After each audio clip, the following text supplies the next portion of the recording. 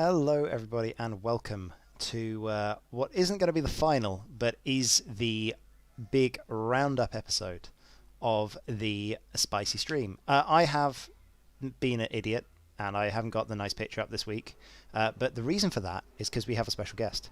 So I'm going to introduce my two, at this point, constant co-hosts. Hello, Connor, and hello, Liam. How are you doing this fine evening?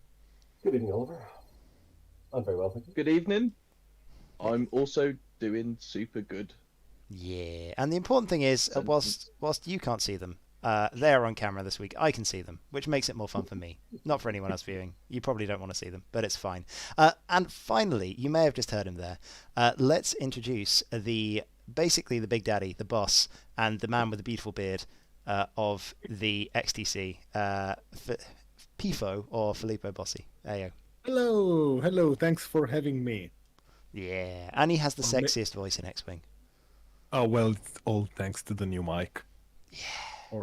And I should say, thanks for letting me hijack your live stream rather than having me. It's fine. We at some point during this stream, what's going to happen is that Filippo is going to drop some news. I'm not going to tell you what the news is because I can't remember.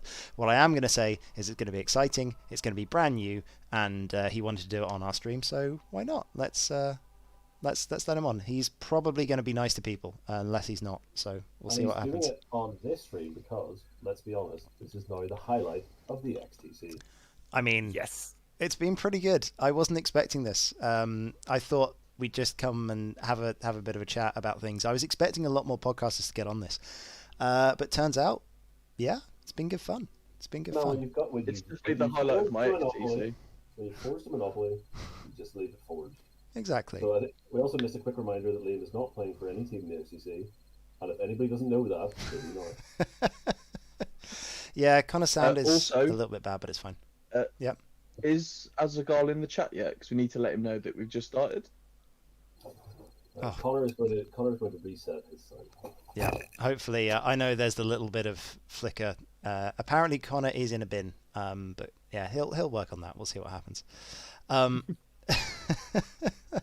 Well, why can't we see them on camera? Well, you can see them on camera. If I move them over here, we can see them on camera, but then you get a bit of feedback, and I haven't set up the stream thing properly yet. So, yeah, essentially, this is very, very well prepared, and I do a lot of background work for this. Totally. Yes, we'll go with that. I never have enough time in the week to do normal things, so I will eventually get a fancy setup where I can put different people's cameras on there, but it's fine. And oh my god, Azaghal, he's here and he isn't asking. To be fair, he did ask yesterday if it had started yet, about 5 minutes late, so fair play, he got it in on time. We're just a day later than we should have done. Can I test my sound? Do I sound awful still? Yes, you're fine. You are good. You're no longer in a bin. Yep, can confirm you're not in a bin. Yeah, you sound okay. There we go. Come back, stop falling. And hello to Funwalk as well. Hello to Funwalk as well. So let's have a brief chat about Funwalk, because Funwalk has the center stage just a little bit today. Give me like 30-40 seconds. Okay. We're not doing any live photos, Funwalk. Don't panic. But I am going to hand the floor over to Connor. Did anybody else know that despite sounding like he's the narrator from the Cabaret, Funwalk is in fact hot as shit. Like, seriously. I think Funwalk is model material good looking. There we go. German. Yes. German X-Wing players. Sexy. I know he's a little bit, like hiding under this, but honest to God, yeah. Oh dear. Got a little steamy. Well, I gotta say, I clearly remember him running around the room at a System Open Series in Italy. I think it was 2018. Not so sure about it. But yes, I clearly remember him like running like the god of speed through the room, like and leaving flashes of light behind him. Yes, so can confirm your opinion. amazing indeed. Well, and hey, we've already got a fair few people in the chat, so good to see you all.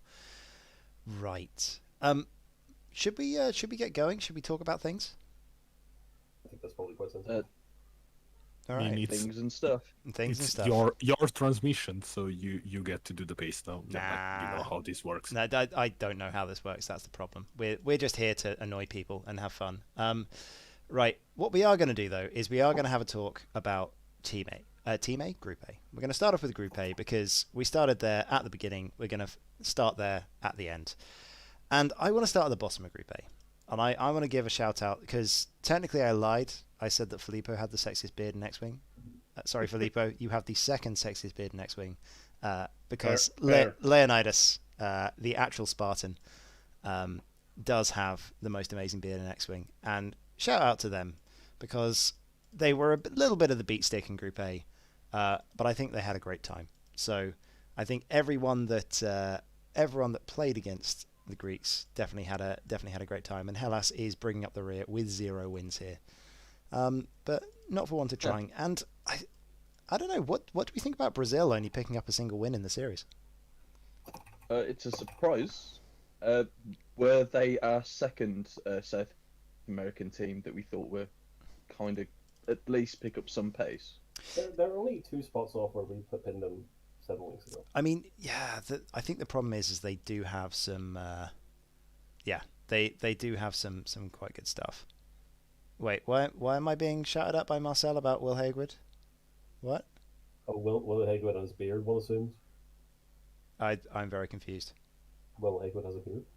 Oh, yeah, I'm sorry. Yeah, but I'm sorry. He doesn't count. So he doesn't count. Will's beard is longer. It is not Will as Hagewood does that weird.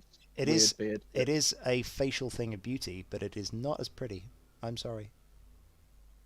Maybe it's the black hair. It just looks lustrous. They're really into Will Hagewood. I swear he's going to be the front cover of Boys and Boots magazine over there. Well, there we go.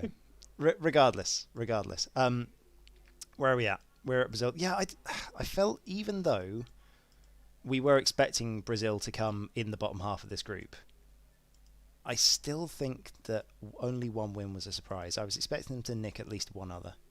Who did they beat? Greece. They beat Greece. Well, there we go. That one actually worked out because of Greece's score. Yes, that is a good point. Right, sorry, I'm pinging around. I'm going to precede what I'm going to say by stating that I do suck at X-Wing. I'm a terrible analyst. You've come to the right place to be mean to people. Don't worry. So, I think that Brazil suffered quite a lot from the squads that they brought to the tournament. I'm not going to say that they built like bad squads, like that's not the meaning of my phrase, but meta wise and specific matchups wise with all the other countries, their choices did not really pay off, I think. Yeah, I think that's fair. Shout out to Tom Fieldson. Whilst he loves Ray, I don't think Ray was a good idea for the tournament. It can work. No. But it's too easy to get paired into a really difficult matchup for it. Oh wait, Nobby used to have a beard? Nobby, send me photos for normal purposes, not just, just asking for photos on the internet. Of the beard. That could go well. Of the beard. Send To clarify. me the other ones. And might we really be clear on this? Direct messaging. Yes. Anyway. Yeah, we're not gonna talk about how Norway somehow managed to get their Ray into all of the ace matchups. I don't know, some sort of black magic. Yes. I know everybody's heartbroken in a certain extent for Poland or for whatever way you fall, but Norway beat Italy and Poland, and they're sitting in 4th. I've never been more heartbroken for any team than I am for Norway. They're not just sitting on 4th; they're sitting on 5 wins. And 26 individuals, which puts them in a decent shot in any other group. Norway got screwed by the draw. Yeah, I mean, Yep. Yeah, this was Norway have put in a fantastic showing. This was a tough group. I know we had a conversation, and I think I'm going to come back to this later about which do we think, when it comes to finals, I think which group is toughest and etc. etc. I think that's going to be a fun conversation to have, trying to predict finals.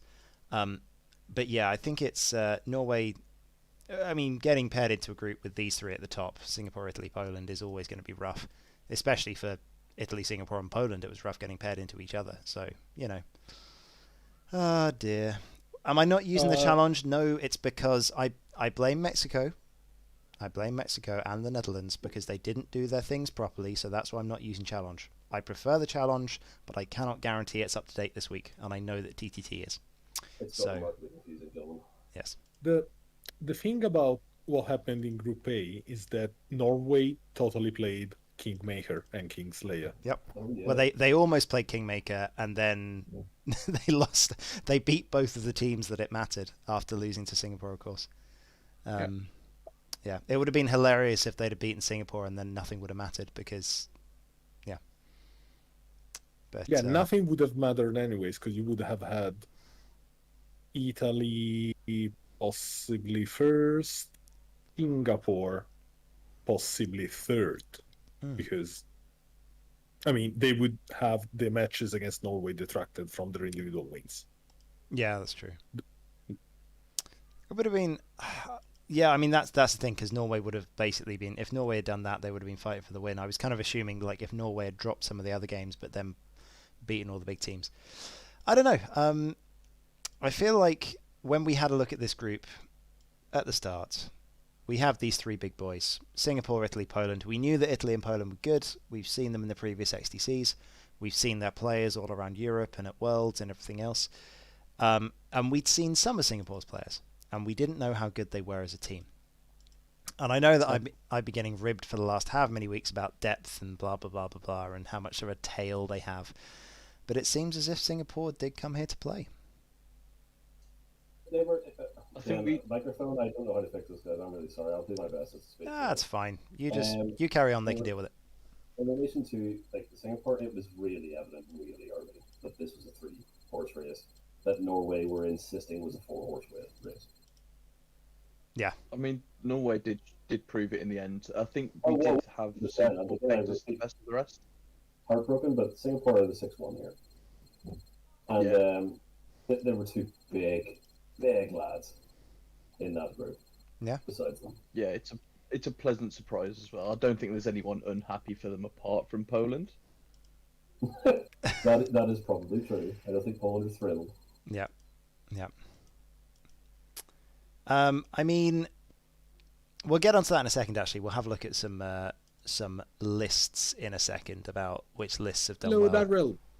Yep, which lists have done well and everything else. It's there's been a couple of the teams have done some very interesting analysis over the last day or two. So yeah, it'd be interesting. But yeah, with the fact that Singapore did get that early win, put them in a good place. So fair play, Singapore. Would love to see you carry that on into the finals, and let's see what you can do. All right. So how do we think this is going to shake out? Because Italy played Poland in the last round. Poland beat them. What was it? 3-4. 4-3 to Poland. Yes. Yep. So it's still close. Poland, Italy, clearly like good teams.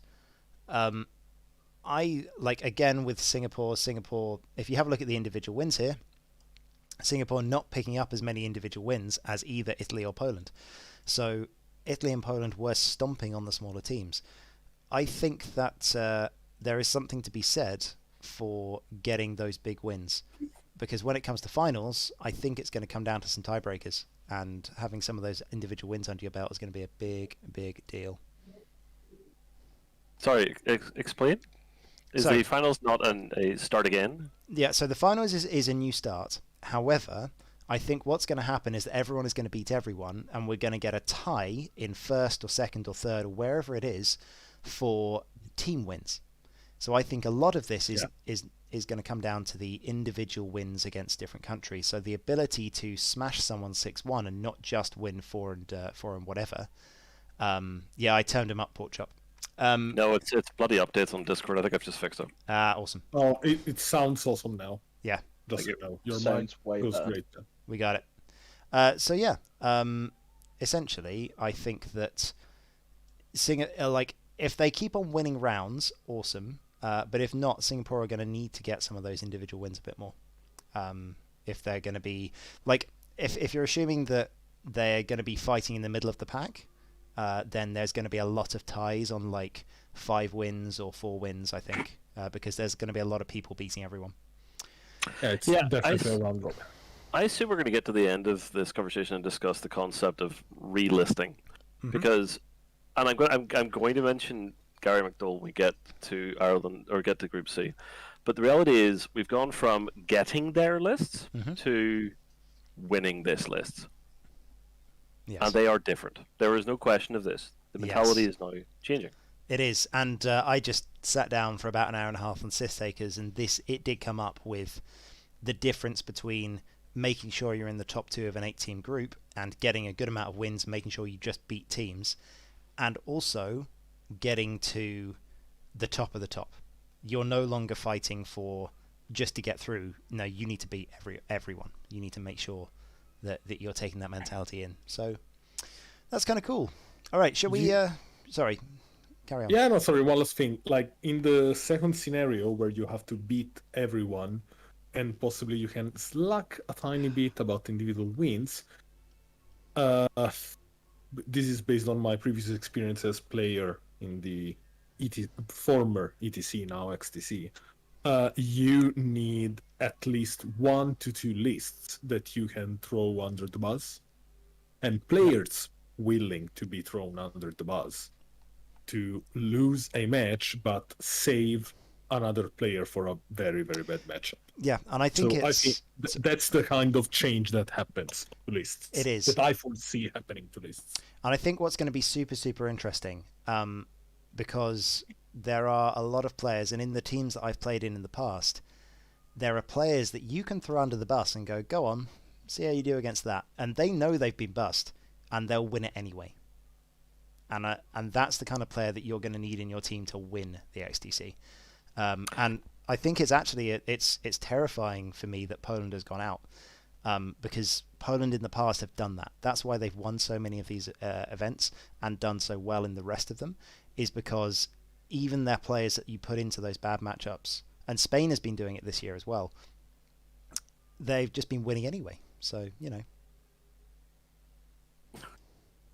Welcome to Team England, where everyone is under a bus. Yes, and shout out to Daryl, because if you haven't seen the Six Nations advert by this point, it is true. Which team do you want to lose? It doesn't matter who you're supporting. Everyone wants England to lose. Actually, ironically, in X-Wing, not the case. My mother isn't speaking to me. It's very awkward. Well, there we go. But it is like there are a lot of. Is there that team? I don't think there's that team actually. There isn't the anyone but in X-Wing, which is quite nice. So there we go. I said but. Right, let's move on to Team B. Time to school, my friend. There's been enough bottom talk today. Spicy. All right. So how mean am I to Peru? I don't think we're going to be mean to Peru. I think we're going to be exceedingly congratulatory of Lithuania. Can I be mean? Can I be mean to Well, Peru? because they didn't get the 7-0 You had a bet your chance. physical health on. What? I said that they weren't going to make it. Then. Shout out to Asgard. Shout out to Lithuania for making them fall flat on their face. Well played, Lithuania. I do not doubt that was a Herculean effort, and I look forward to having this exact same conversation in Group C. Yes. Oh no, I'm getting my shots in when I can, because it's going to hurt in about 10 minutes time. It's not so bad. I mean, well, there was never a discussion about having to do 2 amounts of hot sauce for losing 2 rounds, so we'll get to that later. I'm not finishing top of the seeds, but we're getting there. Like, I'm actually heartbroken for Peru because the games I watched, they were exceptional. However, I love it. He's not an underdog. Lithuania are 4 wins. They're obviously a strong team. Their MOV is good. They're a solid squad. But fuck, did they ever put them back in their place? And it's good. An underdog story is always good, right? Yes. I'm loving the fact that Peru have stomped all over everyone in what did look as a strong group. And I want to shout out this one, because in the last week, because we didn't really talk about the previous games. Just before we didn't really talk about the previous games here. I think most people were paying attention to Italy versus Poland. Singapore did play the Czech Republic in the last week, and they did beat them. Norway. Who did Norway play in the last week? Brazil? It was Brazil, or it was one of it was No, sorry, walk Singapore for the- played Brazil. Week 7 was Malaysia, Hellas, Norway, Brazil, Norway. Yeah. Yeah. But Brazil. regardless of that, I do want to pay attention to some of the final games because shout out to Scotland, because Scotland beat Germany. Yep, That's got to feel absolutely. good. That's got to feel good. Because I mean, in terms of Scotland, Scotland have had a bit of a rough one. They're missing a lot of their players in transitioning to TTS, which was what got them a second seed in the past. Because I believe they came 9th last year. They did well. They were in the top half in the group of 20. They did. Yeah. They did. 2019, they did really good. Yeah, I say last year. I just assumed that the last time something happened before COVID was last year at this point. 2020 does not exist Nope. for any future coverages going forward. It just disappeared. Gone. But the fact that they managed to beat 2020 was my Germany, year. that makes me happy. That makes me happy. And go Ted Holmes and his mum's cakes, because Go Group B for all the Dragon Slayers in round 7. yeah, absolutely. So Lithuania, Scotland, you did good.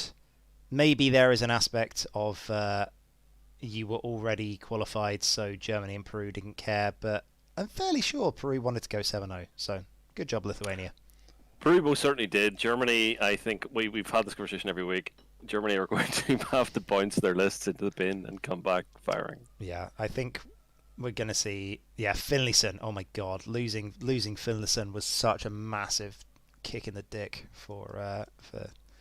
If anyone that doesn't know James Finlayson, the man can basically just grind up his dice and sprinkle them on his chips because he won so many regional dice a couple of years ago.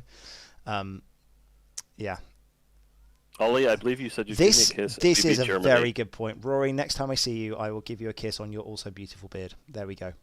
I owe Rory a kiss. That is on the internet. Lovely.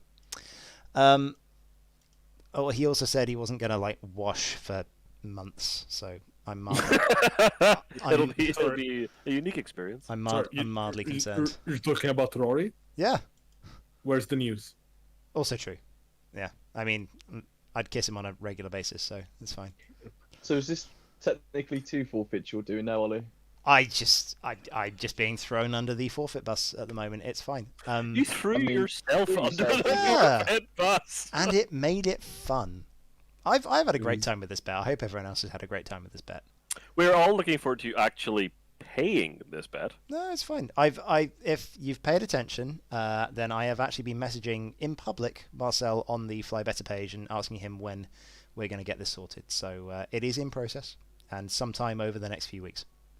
Look forward to a whole generation of new memes, people. Hashtag Smack Talk. Yes, as people keep mentioning, New Zealand did manage to pull themselves from what we assumed 7th or 8th to 3rd. Yeah, New Zealand started off slow, but they woke up. We called New Zealand very badly. We had them in the bottom 3. They were in the top 3. Yeah, I was wondering at the start if New Zealand were going to be good. What's that vino? That vino is not vino. It looks like vino, because But it's rum. It is rum, and the only mixer I had left was lemonade, which makes me sad. But we're having rum and lemonade, so we're all good. You know what? I'm having whiskey and whiskey. It's much easier to mix. I'm just having lager because I'm common. What was that, Filipo? No, I feel sad because I only have a bottle of matte varnish. Oh, don't drink that. It won't do good things to your insides. No. We like to drink with Pippo because Pippo is our mate. We Oh, like to drink no. with Pippo because Pippo drops in no. 8. My Mancunian education has been pretty useful. Where was Piffo last week when Italy beat England in that fucking awful game we were forced to watch?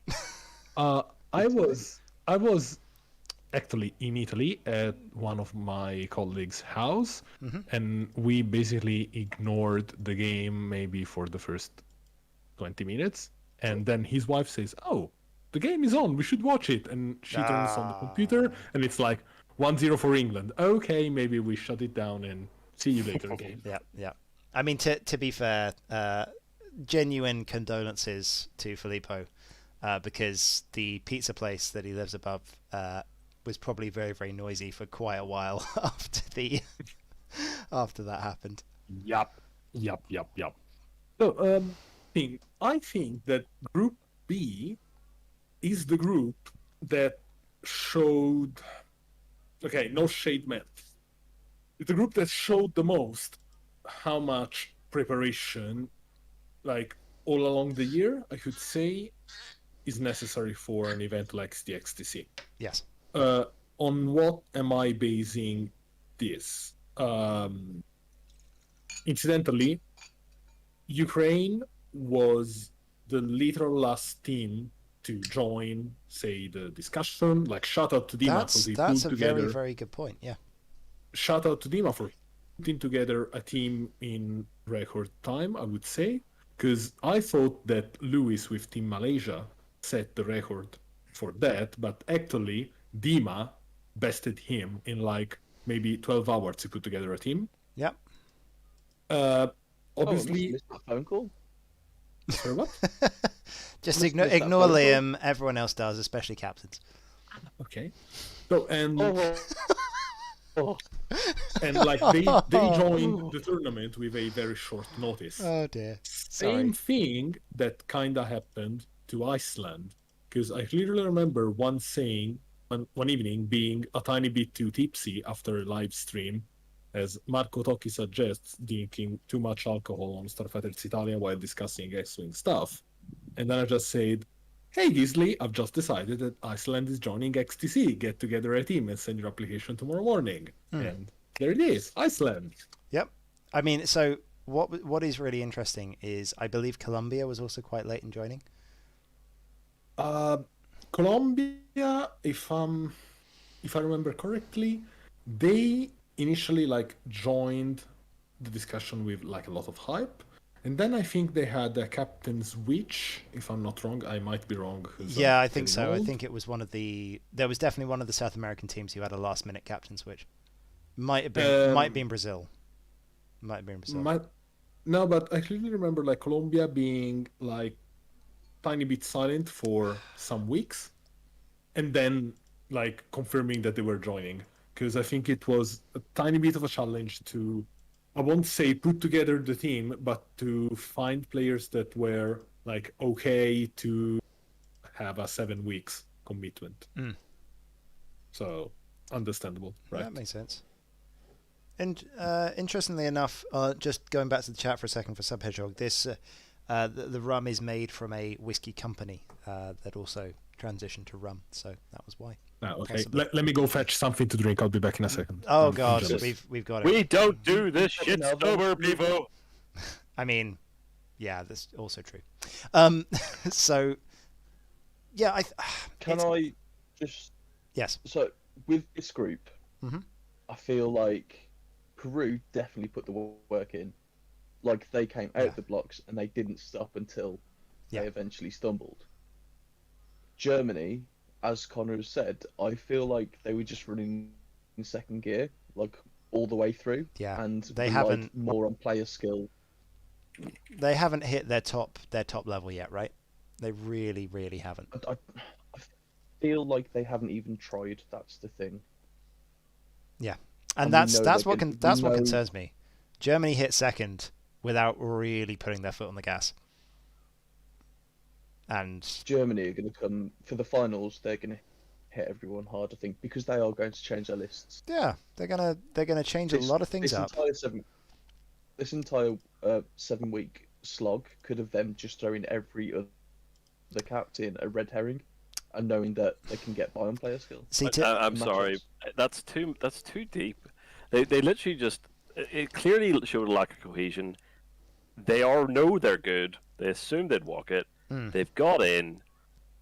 Lesson learned. There is an argument that there's two things that I'm thinking of looking at Germany's performance here.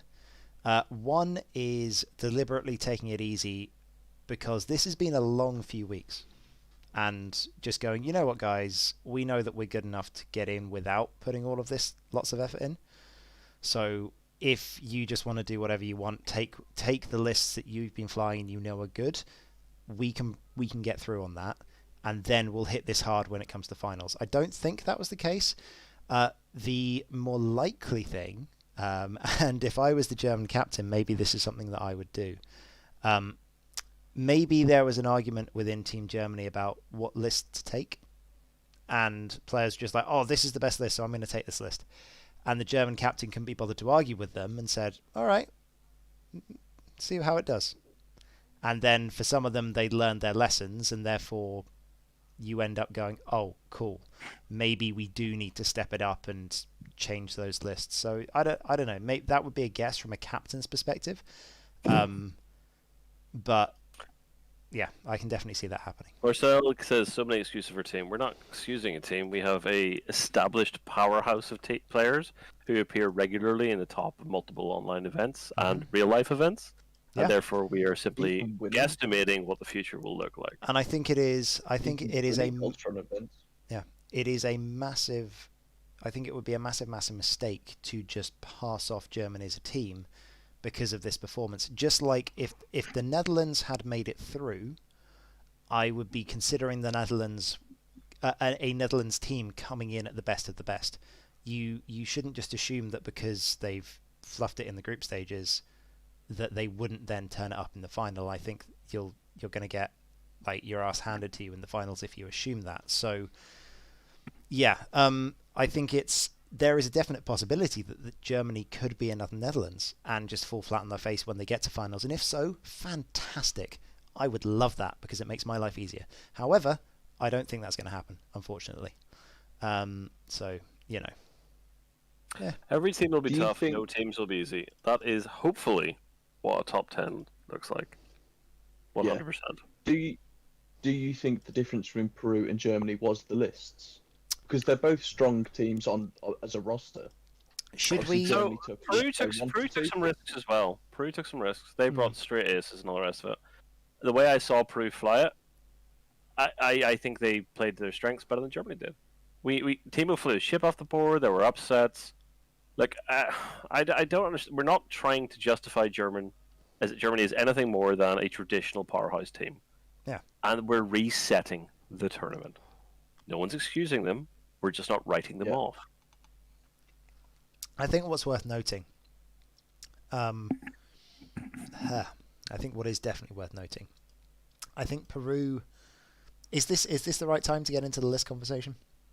I think we're getting sidelined by the bloody chat. But to be honest. But I think it's good conversation. But I think with Peru took lists that would be very, very good in a group format when they aren't playing, like, everyone in this tournament is good, but they're not like the absolute top. I think you're going to see that top in finals. But regardless, I think if you're going into a lot of people who aren't, what's the best way of putting this? People suck at playing against swarms. There we go. That's probably the best way of putting this. They're really bad at it. They either joust it or they fly around for 5 to 10 minutes and then decide to joust it. It's very, very difficult to get to a level where your players are good at playing against a really good jousting list because they have to hit it from different angles. Obviously, there's a lot of players in this tournament who can do that, but are there enough to counter 6 of those lists? Maybe not. And I wonder if that's the reason why Peru are doing quite well. Right? So, yeah, I've from personal experience, if you have 2 jousting lists, normally you just want to joust, but obviously the saying is if 2 people want to joust, one of them most in situation, you need to have a plan B, and that might be the issue, that you just assume you joust. Yeah. And you come in without a plan B and just end up getting rolled over. Yeah, exactly. And if Peru not only do they know their not only did they bring a load of really good swarm lists, but they know how to play their swarm lists well and better than all the other people playing the swarm lists. I'm going to shout out to Connor here, being handed Malorus on a plate relatively recently. I know you didn't have a load of easy games if it wasn't just a case of jousting things.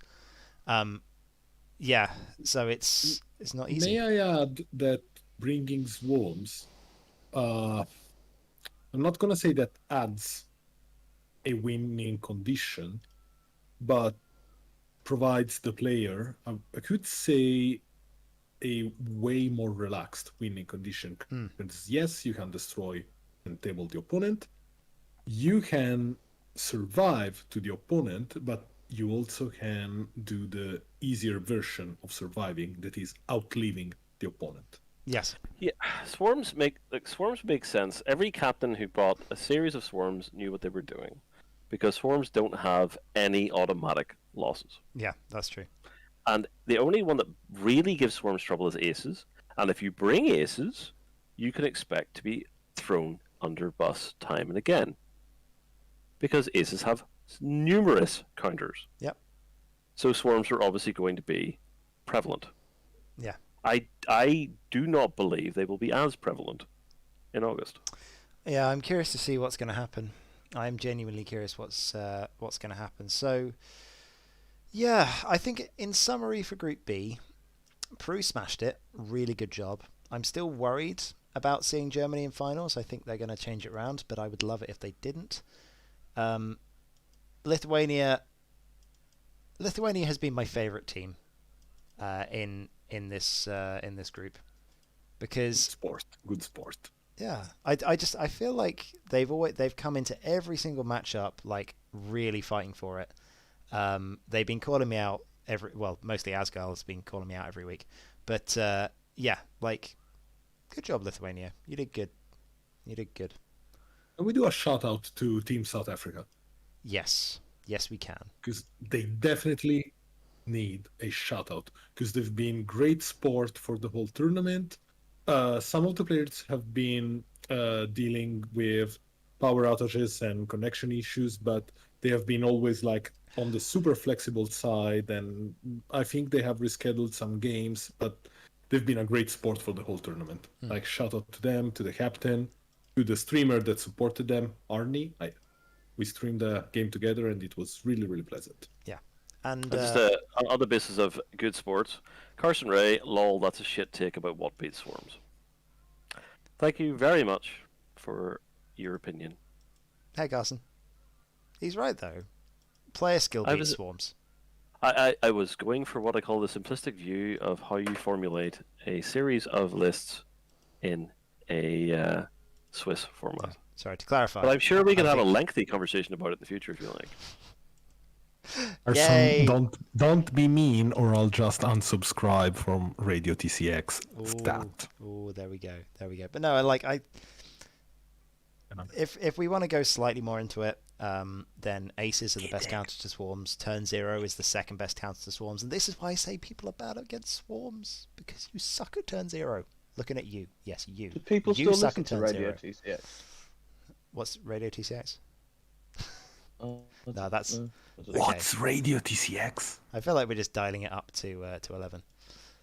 Yes, swarms beat aces with equal skill. Okay, that's. No. I am allowed to be somewhat perturbed Fabi is when correct. I say 4 lines and the response is that. I am allowed to be somewhat perturbed. It was a simplistic viewpoint for a short segment. All right. Ollie, however, is giving me a hand motion, so we don't feed the troll. Anyway, also shout out to Fabi for saying Tobias Beckett is the answer, because Beckett is amazing. Right, yes, shall we move on to the most important group? Group D, you mean? I'm in trouble. I'm in come danger. The day and come the hour. That is an amazing song. Come the power and the glory. It's a yeah. Do you want me to take the chance to feel some air while you gather some words about Group C? Oh, go on then, Pifo. I think this is a good time. This is a great time. So, a few things about the overall XTC group stage and all the event thingy. Number 1. First of all, thank you to all the players, captains, supporters, streamers that have joined the event so far. Honestly, if it wasn't for your... Just ignore him. He won't get any worse. He won't get any better.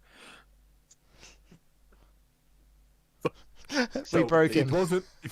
Yeah, I'm broken. So if it wasn't for all your passion and hype and energy that you put into this event, I highly doubt the event would have had this massive success. I consider the XTC 2021 a massive win for the X-Wing community. Yeah. And spell massive with all capital letters and a space like the cool boys do on TikTok. Yes. Second update. A few players asked about pricing. I myself stated very optimistically at the beginning of the tournament, hey guys, no worries. Pricing structure and more info and blah blah blah will be provided during group stage. So what actually happened is, thank you COVID-19 pandemic, say 90% of the providers and suppliers that we asked to provide prices have been having issues with getting materials or production schedule or stuff, so we had to rework a few times the pricing structure. What was the most difficult was the participation price, but we have kind of worked it out, so expect news soon. This also goes as a apology about this delay. Yeah. Yeah. Yeah, it sucks. I would have loved to ship out at least the participation prizes between the group stage and the final event, but that's definitely not going to be possible. To smooth down things, what we're going to do is ask the suppliers to possibly ship stuff directly to captains. Yeah. So essentially, and I think this is where it comes down to, like, the players give a little bit of slack on this. Bear in mind, like, COVID is everywhere. Brexit has happened recently, which I'm sure is messing with a few things because, you know, screwed Europe to hell. Yes. Sorry. Hashtag not guilty, and please, for the love of all that is holy, let's stop talking about it. But regardless of that, I think it's incredible that we're going to get prizes from this. It's great to see that the money that we put in is going somewhere, and I would have just paid £10 to play. I'm with Ollie. I honestly only asked the question today for the first time ever since we made it. I was like, oh, hang on a second, are there prizes for this? Yep. I don't know, but like just to clarify on that, so it's 100% transparent. Absolutely nobody was like rude or pretentious about it. It was just honestly fair questions. Like I clearly remember, like, was it Rich Polly that a few days ago said, "Hey guys, like, did I miss something? Do you have any updates?" But yeah, seriously, everyone has been super understanding and absolutely no issues about it. Sub Hedgehog. This is all about the journey, not about the destination at all. Sub Hedgehog wins the prize. About the friends you make along the way. No. A localized trade dispute causing larger problems in Star Wars. Who could have seen this coming? And Rich Polly, where's my stuff? Yes. That is the two sides of the X-Wing community right there. I love Rich Polly too much, as yes, all along the tournament I've seen him being a dick to asteroids and obstacles, so kudos to Rich. Hashtag free Venny. He has occasionally hugged them. He has, and then blown them up while he's been sitting on them. Yes. So let's get back to the important part about Group C. As much as wonderful as it was, the important news this week. Just before we do, I mean, I feel like as we're going. Carry on. You talk. Okay, I'm sipping my Campari, waiting for this very cool reveal. It's fine. Oh, you guys can't hear it. Sorry. No. Yeah. Okay. For everyone else, there is music going on in the background with some very pretty Irishmen. Right. Anyway. He's playing Ireland's Call. You absolute hero. Well played, Mr. Buckle. And that, kids, is how you take your responsibilities, hiding them behind some sarcasm and humor. Ollie's gone off to chat to his wife to be. Well, we'll go Dom Flanagan for the second time in the stream asking, are we going back to the point of teams who are already through sleeping during the final week? Dom, to the best of my knowledge, you beat your best friend into the ground. He did. And so essentially I think Dom is... No, I do need to be a bit more quiet. I think essentially Dom is the reason why, as he was the first game, and we knew that we only needed to win one. I've talked a little bit about this, so I'm going to get my excuses in early, and I'm going to lead with this, right? First of all, Ireland, bloody good job.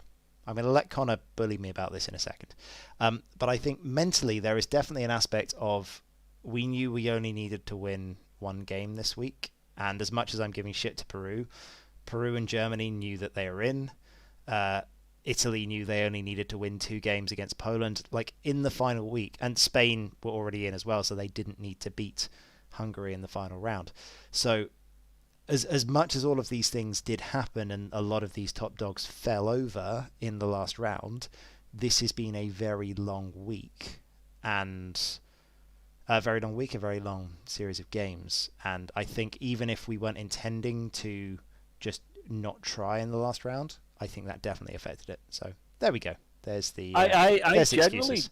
generally don't care. I'll explain this one in. I've been very clear on how I thought this match was going to go from day one.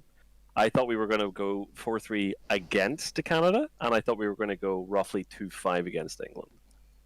Every single player in Ireland stepped up and practiced like they were at the Olympics. Yep. Exactly. Those matches were played out and out and out and out again. I got to face the absolute gentleman Tom Reed in a mirror match where we watch the game I like. He does 5k off a table. He didn't mean to. But the rest of it is poetry in motion. I loved every second of it. And in saying nothing, I am so proud of every single guy on my team for every single shot we took in England this week. 5-2 is not only phenomenal, it was completely unexpected. Now, this is the bit where I'm going to give Gary, who's literally doing nothing but trolling the stream, some credit. I did not value my list going into this. At the end of this, I am 100% certain he was right and I was wrong. Yeah, it's a terrifying list. It really is. I still don't like it, but for this scenario, I am 100% certain he is right. That's correct. I think I hear those words from your mouth. I'm never slow to admit when I'm wrong, and in this case, that was the right list for the event. Yeah, especially for the group stages. Can I take this opportunity while we're covering Group C to toot my own horn? So, with Canada, they had a GSP Titan in Mike Messiah. And their last 3 weeks, here it goes. I had 3 different people reach out to me, knowing that I'm the superior separatist player of that archetype of a Nantex Spellblaben fire spray, going, Liam, can you help me beat this scrub of a list? And I was like, of course. You know you're better. I was like, that's fine. Every single player beat Mike. Because I'm the anti-Messiah. Liam is the Messiah. And that's important. He is not a naughty boy. Love it. Love it. I mean, I'm sorry, Mike, but you didn't take in Snare Chertek, so you're dead to me, and you are, jokingly, scum. Oof. I said jokingly, that was kind of nice. No, it is. But I would like to mostly blame Raito's efficiency. What's that? Efficiency form module, like spreadsheet, because that's what led Canada to not qualifying. Anyway. It's all Raito's fault. So I've got a little present coming for the Ireland team. Hopefully in the next week or so. And Liam is getting one as well. Liam has not only greatly assisted the England squad in their practice, but he has been all over us as well. Yeah. And no matter what team he does or does not get onto, he is an astounding guy to bounce heads off. And we were chatting, where was it? It was Porkchop. Porkchop was saying that in the chat, that Liam could have been in Team England. And actually, Liam could actually have been in Team England. For those of you who weren't aware, and probably it was right at the start that we did mention this, Liam was on the cusp of being in Team England. It actually came down to list decision on my part. I made the decision to go with a Separatist Swarm instead of a Fire Spray, because if it was Fire Sprays, it would have been Liam. Whereas I made the decision to go for the Swarm, and we went with Dom, and we had a good chat beforehand, myself and Liam, and he's actually taken it very, very well. And I'm reasonably sure this is why he's giving me so much shit, because he's allowed to. But yeah, I think it's worth noting that Liam has been absolutely phenomenal in terms of helping out the home nations. So thank you, buddy. Well, two out of the 4. And the Philippines this round against Canada. Oh yeah, and the Philippines. He was coaching dear. Philippines to try and get us in the other door. Yeah. He So, he loves Yeah, Ireland. sorry, Canada. Yeah, and Ollie, can we take 1 second to address Wales' performance? yes, Yeah, it was disgusting. It was fucking awful. and I think we should address the bottom end of this as well. So we talked about how Ireland are amazing. We talked about how England have massive amounts of egg on their face and should have 7-0'd because Robs. Because you don't get poisoned otherwise. yeah, this is true. But okay, just before I go on a spiel, let's talk about Wales and Colombia. First of all, before we get to Wales, shout out to Colombia for having one of the most amazing streams out there, and Yep. for being incredible opponents. Yeah. Yeah, they're great. They're really good. And their stream, even if you can't understand a word, is fabulous. Yes. I love Colombia. Yeah. Honestly, I did have them pegged to finish last, and I'm happy I'm right, but I'm also so sad I'm right because the energy they had on their stream, day in, day out, has been unrivaled. And you can tell me I'm wrong, but if you do, you're a prick. Because Colombia have been fantastic. Yes. And yeah, as Filipo says, let's have a chat about Wales. Only beating Can Colombia. everybody but Liam have a chat about Wales? Just shush. Sorry, Wales. I gotta say that I was a bit surprised by Wales ending up there. Well, they took us to the wire in round 1, Philly. They literally took us down to the very last game by inches. We thought we were losing out of this event there. So I'm with you. I agree with you. I was very aware going in that they had some good players, and I didn't know the fact that I play in the UK and I didn't know some of their players as well as I could have done worried me for them. But I didn't know, because there's been a lot of transition to TTS. Are these players better at TTS than the people that I know, etc., etc. So there was a bit of a worry that they might not have had the normal level of player. I don't know. Transitioning to TTS, it can be not only difficult, because I think it takes a completely different set of skills from regular play. Like, it kind of switching platform, it kind of hinders your decisional capabilities. Possibly I'm saying this from the point of view of a pretty mediocre player. But from what I've read, like skimming through the various group chats and stuff on the official XTC Discord, that if you are not part of, you totally should be. My feeling was Wales was not at 100% shape to confront the tournament. To endure the tournament, is that proper wording? I don't know. Yeah. That was my gut feeling reading like the text exchanges. Like, no shade to the players at all, no shade to Stephen, the captain. I don't know, gut feeling, but please, anybody on the team or from the Wales supporters. And on the subject of team, talking Olop is shout out to Mr. IG himself. But they did learn a lot during the competition, and they really improved during the competition. I think it was a really good opportunity for some of the Welsh players that might not normally have seen sort of that level of competition to sort of dip their toe in the water. And it was great to see a lot of them out. So yeah, like I really enjoyed my time against Wales, but I was expecting to do a bit better. Same thing with the Philippines as well. I wasn't sure how they were going to do. If you look at their run, my friend, 4-3 to Canada versus Philippines, Canada 4-3, Ireland 4-3. They did come out fighting. Yeah, they did. They just couldn't close a series. Croatia 4-3. Colombia, they won 4-3. Like they just couldn't keep the consistent wins up. Yeah, for sure. And Philippines were great. I really enjoyed playing against them, and shout out to the Aussie contingent in there as well. I had a great time, and apparently Shout out to Vernon for being mean to his hawk with an Obi-Wan Eater. Turns out, yeah, Autoblasters are very, very mean to hawks. Yep, it seems. They're mean to everything that can't reposition and K-turn. Correct. I think that many teams have been victim, like Italy included, have been victim of, the whole pairing game is preceded by an evaluation of the possible matchups, and you kind of give a color or number to, if I have to play this, I consider this a 7, that is a outcome for me. But if I'm playing this, I'm going to consider this a 3, that is a very, very bad matchup for me. Yep.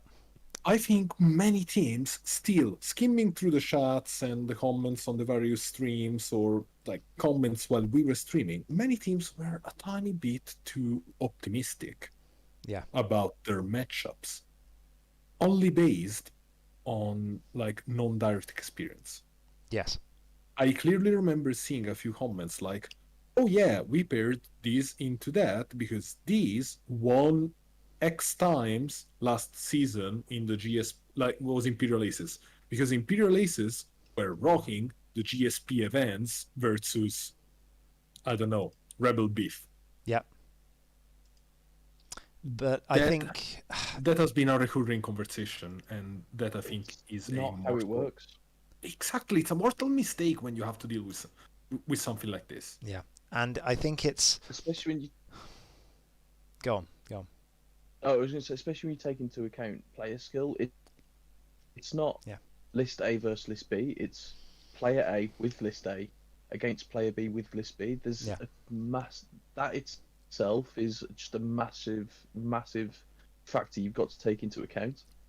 Yeah, and I think it's something that, as Filippo says, if you've seen the Imperial Ace list on Gold Squadron that won the event take on 3 Rebel Beef lists and win, what you might not have seen is all of the practice games that player has put in to understand exactly how to win that game against the Rebel Beef lists, the rock deployments that they're using specifically. Have you put in that homework yourself? What were those Rebel Beef players good enough to be considered good competition? Which is why I think, I know that obviously Connor and all of the Irish guys in the chat were shouting out their teammates for practice. I think it's incredibly important to be able to put in good level practice games, and that's where people like Liam come in incredibly useful, because you can guarantee that these guys are going to be experts at their list, and if you're practicing against that level of player, you know that you're going against the best of the best, and can expect to, if you're winning that, you can expect to win against whoever you come up against at the XTC. Yeah, it's interesting. There is no question that it all got better as time went on. Yeah, it's easier once you've done it a few times. Except for Gary Colton, who just went 7-0 and made us all look like idiots. Yeah, I helped.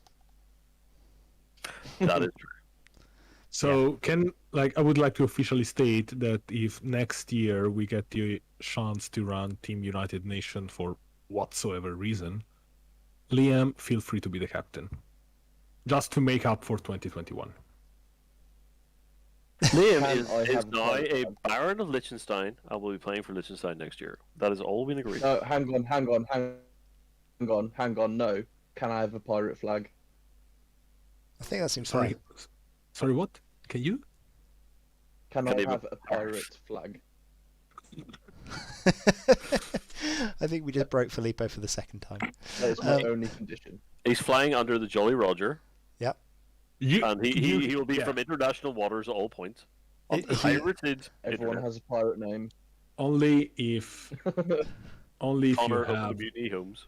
Only if you have at least 3 players that run under the flag of Sealand. Sealand! I said Sealand ages ago. I think that's a great idea. Why not just have Sealand? Because they've got the best internet in the world. There is genuine reasons. Like if you look back at the old 40k XTC, it was basically like I tried with the Vatican. Yeah. So when was a no-go. When 40k and fantasy was in the ETC, shall we say there was some infighting amongst some of the players, and some of them from like a load of different countries, best players just decided to create Team Sealand and enter, and like stomped everyone. And they were just like, right, we need a rule. Glorious. Yeah. Glorious. And this is where you need X amount of players from a certain country came from. I think 7 people from the Vatican all dressed appropriately could be entertaining. I'll tried. go and find. Filippo tried. I'll go and find a archive picture. Yeah. And go start knocking doors with Padre. Have you heard of? It'll be fun. Yeah, absolutely. All right. Connor, we are men of experience in Italy. Yeah. So as Filippo is finding this, let's just round this off, because I think we've talked a fair bit about Ireland, England, and we've mentioned like shout out to Canada as well. Yeah, really absolutely hard run to about... Canada. Let's be quick about Canada. I've received messages from multiple people and like 2 Facebook friend requests from Canada. There was a lot of shit last week. It's all been buried. It's all fine. I am and remain exceedingly fond of Canadian players, and I am heartbroken that we're the ones that put them to 3rd. Yeah. I'm not. Well, I am so happy. I'm happy we're there. To be My fair, wife is unhappy we're there. I'm happy we're there. I'm unhappy we put Canada out. To be fair, every interaction I've had with a Canadian player has been absolutely fantastic. It's a shame they're out, but from a very biased point of view, I could not be happier that England and Ireland, with the sets of players that are included within those 2 banners, are the people I interact with the most within the X-Wing community. So I'm super happy that they've both qualified. Yeah, agreed. And that's... I'm not going to argue with that. Obviously, I just wish it wasn't Canada. I mean, yeah, it's always going to feel bad, and in a similar situation to in a similar situation to Group A, with Singapore being put into Group A, it was always going to feel bad with Canada being put into Group C, because of this issue. Well, they could have knocked us out, in which case I'd be feeling bad they knocked us out. Yeah, exactly. Well, that's what could have happened, right? Like it could have. And as soon as we started pulling marbles out of the bloody groups, like Ireland, England, like great. Canada came out 8th. Yep. It was the last damn marble you pulled. I'm like, oh, give me a break. And the fact that we ended up with England, Ireland, and Wales in the same group, like. I won't lie to you, I was okay with Wales, but Canada was not. It was a very climatic evening. It was an eighth marble. You're like, oh come on. Shall we? You were looking good. just before we do though, shout out to Mattia. I have found a newfound love. I liked Croatia anyway because I got very, very drunk there at the 2018 XTC. But fun times. That was very fun. However, I have found a newfound love for Croatia, mostly in their captain, and like all their players are lovely. But Mattia, you wonderful man. There is a meme running in the XTC that Mattia just dices people. Yeah. Clearly, it isn't true because he's a very good player. But he dices people. But he definitely dices people. Yeah. I would like to also have some love to Mattia, because if Mattia hadn't decided for his team to beat Canada in the early rounds and go out and get shit faced, this might look different. Yep. Yeah, absolutely. Mattia, we're definitely not going to win any games and go 0-7. Immediately beats Canada. Jesus. Oh no. Can I just point out as well, there was a screenshot going round of a conversation that Mattia was in, and pretty much the soul of, where he realised that Croatia had beaten Canada, and he was out buying shots for just random strangers and stuff. He was. Yeah. And that for me is the embodiment of what the XTC is supposed to do. Yeah, he was out on a work do, like as the manager of all of his people, and he just started buying shots for random people in the club because he found out that someone at like the depths of midnight in Croatia had managed to beat Canada. So yeah, shout out to Mattia. Big love. All right, and also, I know we got Netta in the chat. Hey Netta, good to see you. And shout out to Finland, Netta, because they went 5-2, and they came 4th, going 5-2. Like Finland smashed it, and I was expecting Finland to do well. I wasn't sure quite how well they would do. Turns out absolutely terrifying. I'll wait for Connor to go back before I continue with this. But I wouldn't be, man. This is something I do want to mention, actually. This is a soapbox I can get involved on. I know there's been a lot of people shouting about individual records in the XTC. There's been people going, oh, this list went 7-0 and this list went 7-0, and shock horror, most of the fire sprays went 6-1 or 7-0. Cool. But we were kind of expecting that. But I think it's very, very dangerous to have a look at records going into the XTC, and I think it's also very, very, very disappointing yourself to look at records going into the XTC. The year that I won the XTC for Team England, like, I was the worst part of that team. I went even just. I only just went even, but my team won it, and I put myself into some hard games. I played some games, whatever, but that was my most disappointing XTC ETC of the 5 that I've played in so far, and yet it was the most successful that we've ever done. So individual success is not the point of this. So regardless of how you felt you did, you helped your team do really, really, really well. So that's important, regardless of who you are in the XTC. Oh, God damn it. What? Sorry, God damn it, Netter and Dice. Yeah, they're back. Don't talk about Dice. It's a bad idea. They are little cubes of hate. Talk about this, Netter. And I'll link my video about Dice Don't Matter. Just make better decisions. But regardless of that, I think that's important to note. And yeah, shout out to Finland, because they're all lovely people and I like them a lot. And my cousins are Finnish. And the Finns have such a weird country mentality. Finland is like one of the few countries where when they brought in social distancing, it was the idea that, wait, we're standing 2 meters apart now instead of 5. Why do you want us to get closer? Like, they're just they're so incredibly polite, but it takes a very long time to get to know them. Plus, they love saunas and vodka. Very nice country.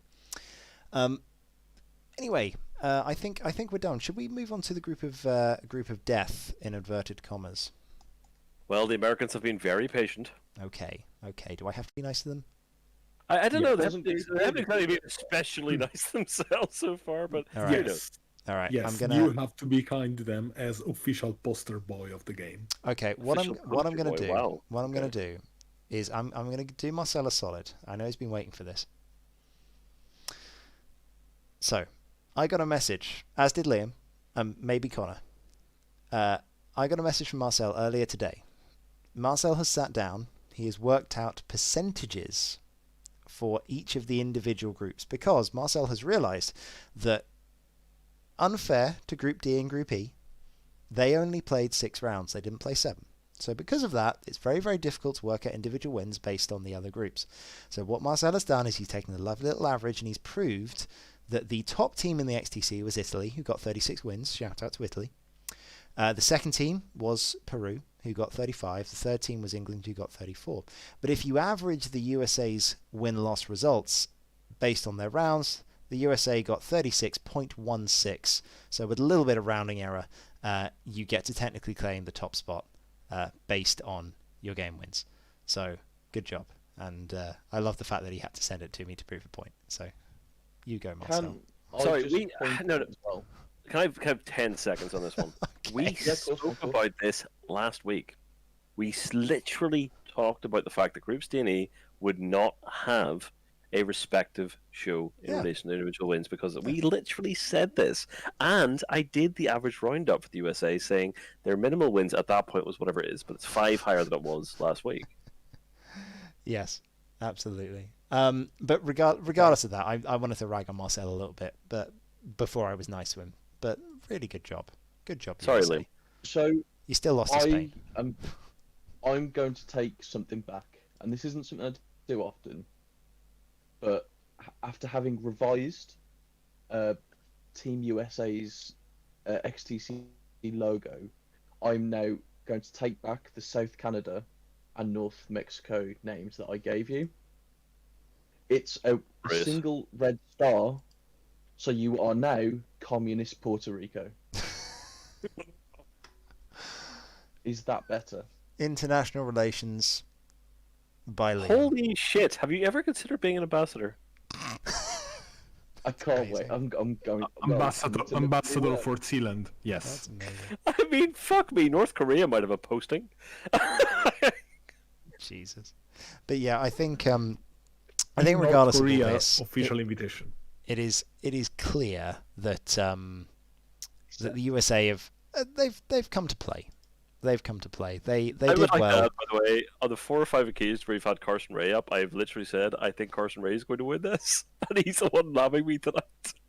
Oh, Hey, I gotta say that I've watched, I think, 3 games from Carson, and I almost had 3 heart attacks. So Yes. Please stop pulling games to be Oh, nail dear. biters, Carson. No, Please what I stop. think Too old. what I think is really interesting is the USA are one of those teams that were able to stomp over the rest of the competition, which is really, really good. So, in terms of, they only lost to Spain 3-4, and realistically, I think they got the better of the pairings in that game. They got outclassed by Spain's players because I don't think they understood their lists as well. Now, what's going to be super interesting is if USA changes lists going to finals or not or whatever, but regardless of what happens, I think the USA has a few lessons they can learn going to finals, and if they do learn those lessons, and if they don't make any of those mistakes, I think the USA can absolutely win this. However, at the present form, I don't know if they're going to do well regardless of what happens. I don't know if in their present form they can win. But if their players learn from the mistakes that they made in that game in those games against Spain, then I think they can win the tournament. And I haven't said that about many of these other teams. So there we go. That's a great point of view, and like shout out to Marcel, because the first time that USA joined the X-Wing, ETC, XTC, call it whatever, it was 2019. Obviously, I was literally there, and Marcel told me, I didn't really study all the mechanics and all the delicacies of pairings. We're here to play. And I saw a lot of improvement. I'm not here to judge Marcel's skills as a captain, because I'm not in the position to do so. But for what I've seen, his pairing strategy game, possibly, I don't know, helped by the other players and coach, and they all work together, it was a serious improvement over 2019. Really good. Really therefore, shout out for that. Yeah. No, the USA nailed the pairings this time around. They really did. And yeah, in terms of the USA nailed the pairings the week they lost to Spain as well. Yeah, no, that's my point. I haven't seen the USA do a bad set of pairings yet. And I think it now comes down to, can you make the most of those? So I'm on the ones to watch. The USA is one of those. And so here's super interesting, is because I feel like this one is a story of the USA having better lists and a better pairing strategy, and Spain playing better but with worse lists. So I think if Spain changes their lists for finals, and I said this last week, I think if Spain changes their lists for finals, I am genuinely terrified of Spain, because I think they still have a couple of weak links, that they're going for comfort. And I think if they're good enough players that they can change the lists to the really scary ones and win. So yeah, I think that's the case. I think that's the case. Anyway, yeah. Do we So want the to short talk version about... is nobody is writing them off. No. We didn't week 1, 2, 3, 4, 5, or 6, and we are still very much assuming the USA were going to get through, and they're a powerhouse. Mm-hmm. But they are now a juggernaut in a field of juggernauts. Yeah, so and fun. Ireland. Can we also address one thing? Exhaustion. Because playing in a 6 or 7 or whatever weeks tournament can really take a notch in the players. Yeah, it's nice that we get a break. Yeah, if a 2 or 3 days tournament can really put you under stress, I think that as braking in a car, a milder but continued state of stress over 7 weeks did not help some teams. No. We've seen performance that looked a tiny bit higher in the beginning, possibly stellar at first glance, but then kind of went down. Not referring to any particular team, but that's Italy. another. Yes, that's another thing to take into account. Exhaustion. Yeah. There's also work, my friend, and life, and kids, and schools, and holidays, and flights. It's 7 weeks over the internet, and some people are going to have to play against the Philippines or Singapore, Australia at 4 a.m. Yeah. Like, there is going to be variance in that regard. There's going to be people who are just having a really rough time, and are going to have a rough week. I mean, the vast majority of X-Wing players have the number 3 in front of their age, which means you have a life and a job and everything else. It is certainly going to have an effect. A 2-day event, and that's a bit different. Yep.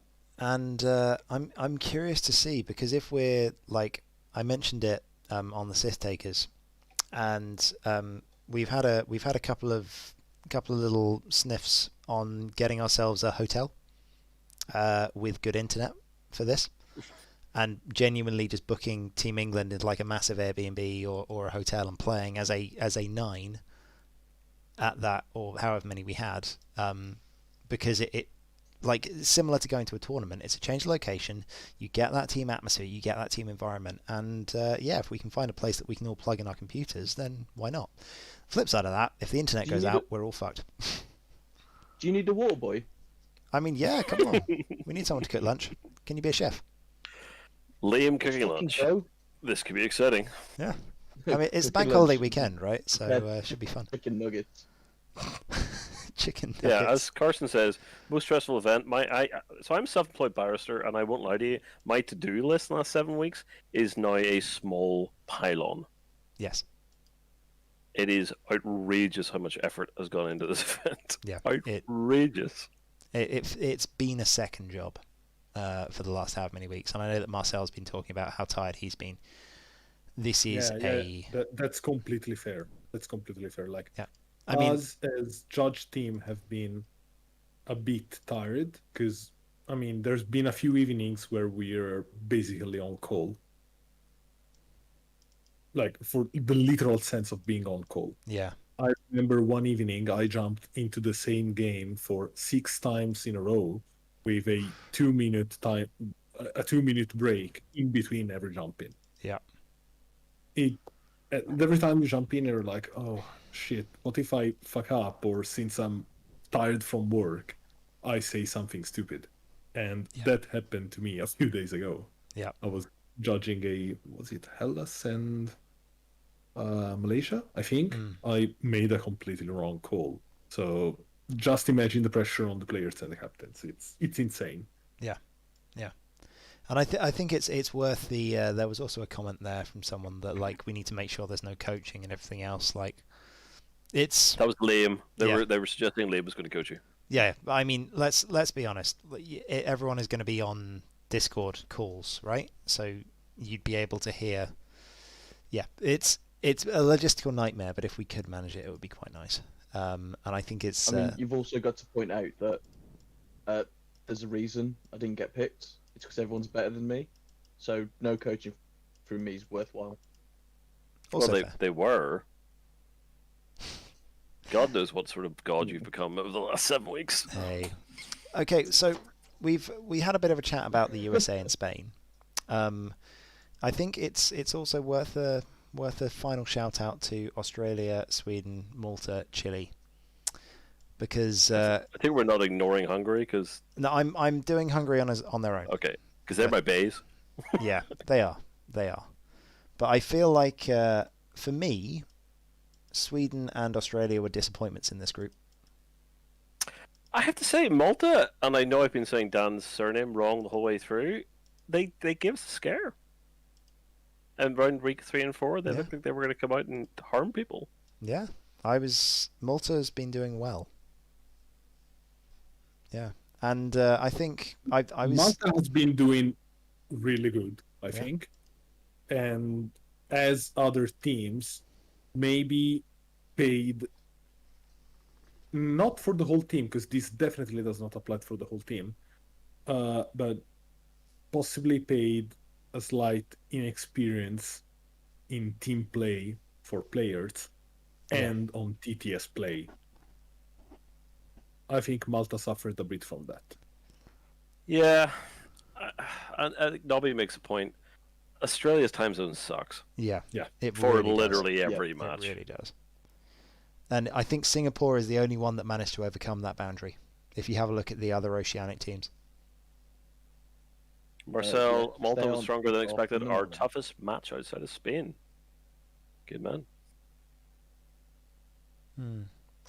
Yeah, it's I don't know what to make of this group, because coming into the group, and I will now get on to Hungary, because shout out to Hungary, they were the... Sorry, might I ask to... Sorry, I can't really read. Super Tontu, you say that Sweden underperformed hard. Yes, I agree. Yes. Can we elaborate a bit on that? Because I gotta be honest, I didn't really follow many of their games, but what do you guys think was like Sweden's main challenge for this tournament? Was it choice? Was it the pairings? Nicholas God is one of the names in X-Wing, right? Mm-hmm. We discussed names a few weeks, like over a couple of weeks. He's one of my favorite players. There's like 10 names, right? That just get said. Our dear world champion here being one of them, and Nicholas is another one. Yeah. So when Nicholas is in a team, you expect them to run hard, right? So he might have 7-0'd that, in fairness, whatever it is, but you expect that team to be solid and strong. And my view on this, and this has been echoed by a couple of other people, and I don't know how true this is. And I see Netta has already put it in the chat, is that I felt like Sweden's players were really good, but they went into this thinking that their lists were good enough. The lists that they've been doing well in their local scenes and their local practice, they took those and they just went, these are beating people. These are winning us our local tournaments. They are good enough to play with the big boys. And they got list checked hard. That's what it felt like. And they were close. Like, have a look at those games against the USA. They were ridiculously close because their players are really good. But they were just losing that little bit every time because they were always fighting an uphill battle. And that's when I looked at the lists of a lot of the teams beforehand. I was curious about Nicholas, so I had a look at his and I had a look at the rest of the team, and I just sort of went, well, there we go. And actually, there we go. So we just told people to fly it what they like, and I think that's the thing. As a captain, and there is different scales of this. I know that Gary had a very big hand in the list building process. As you've heard from me on a few times, there are certain lists that I wanted, and I went and got players that were good at those lists. I think you have to build a roster with lists in mind. And I think if you go in saying, oh yeah, fly whatever you want, I think we've seen it in Germany and we've seen it in Sweden, that does backfire a lot of the time.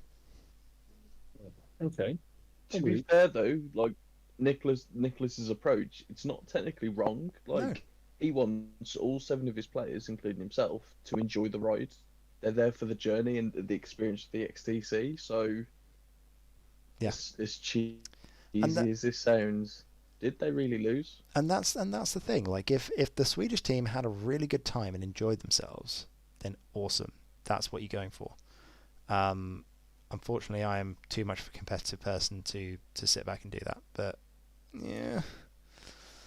That's my view, and feel free to claim I'm wrong with that one. Maybe you just got unlucky and everything else. But I think if you're looking for a reason, I think that would be that's what I would say. Sweden didn't quite do as well as they could have.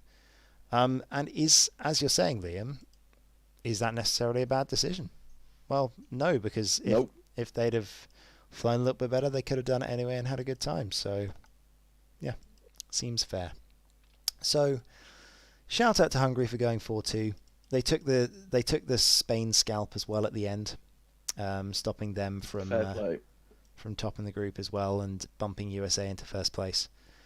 But yeah, honestly, I was a bit disappointed with Group D. Group D was Group D was not the monster I was expecting in terms of a massive fight. So, yeah, that'd be my view.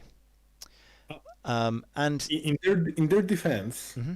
I think that it was a combination of events, overall these choices, and composition of the group. Chile and Australia, I think they definitely paid a price that was way too high because of time zones. Yeah, I agree. Well, Nobby made a point in chat. I don't know if it's come up or not. So they constantly faced teams after their break, one after another. Oh God, they did. Yeah. 3 times in a row, which is not an easy start. That hurts. That does hurt. And then factor time zone and everything else. Yeah. Makes sense. If we had 10 to 12 days with our list pair ups, I think we know what we're doing. Yeah, and the break is hard. Yeah, Liam? Question, obviously not playing, does that extra week, obviously there's going to be a certain amount of time where it doesn't matter how much you've practiced, you're not going to get any more through it, any more from the practicing experience. So I'm guessing that is past the general week, so a 2-week practice period for a certain game is far more beneficial than a week. Is that what we're saying here? I think the fact that the only example I can put on me is the FO versus the Malers versus Fire Sprays, which is a horrendous matchup. I played like 9 different runs at that, and then won it running a very odd plan. That gave us the win against the Philippines. Yeah. So if I had 10 days to run that, I wouldn't have had a haymaker across the board. And I had that's 6 hours. Okay. And that's the thing. It's you have, and as we're saying in the chat, you have time to practice pairings, you have time to practice everything, and I think it's more the fact that the other team doesn't get that break. Only one team gets that break beforehand, and I think that is a really big deal. So it's really got a little shafted.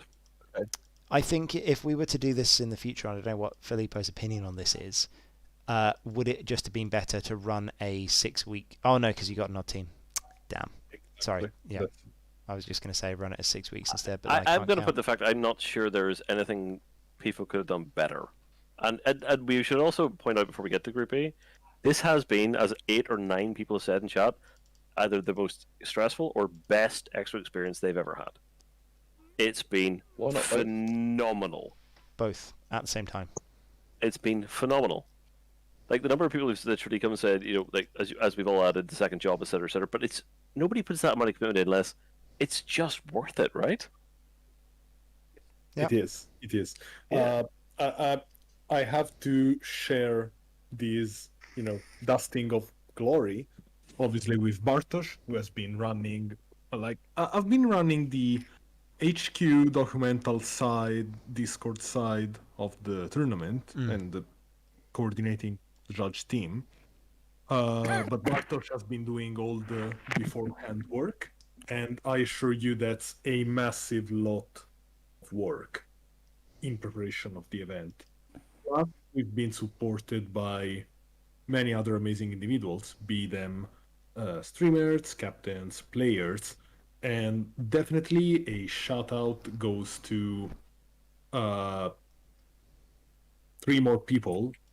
Please, everybody else, don't get these as preferences of staff, don't get me wrong, but Dion has been giving a lot of tips on the media side and also has covered the role of stream boss for the XTC, exactly as Luke, that you might know as Niels Tilanda.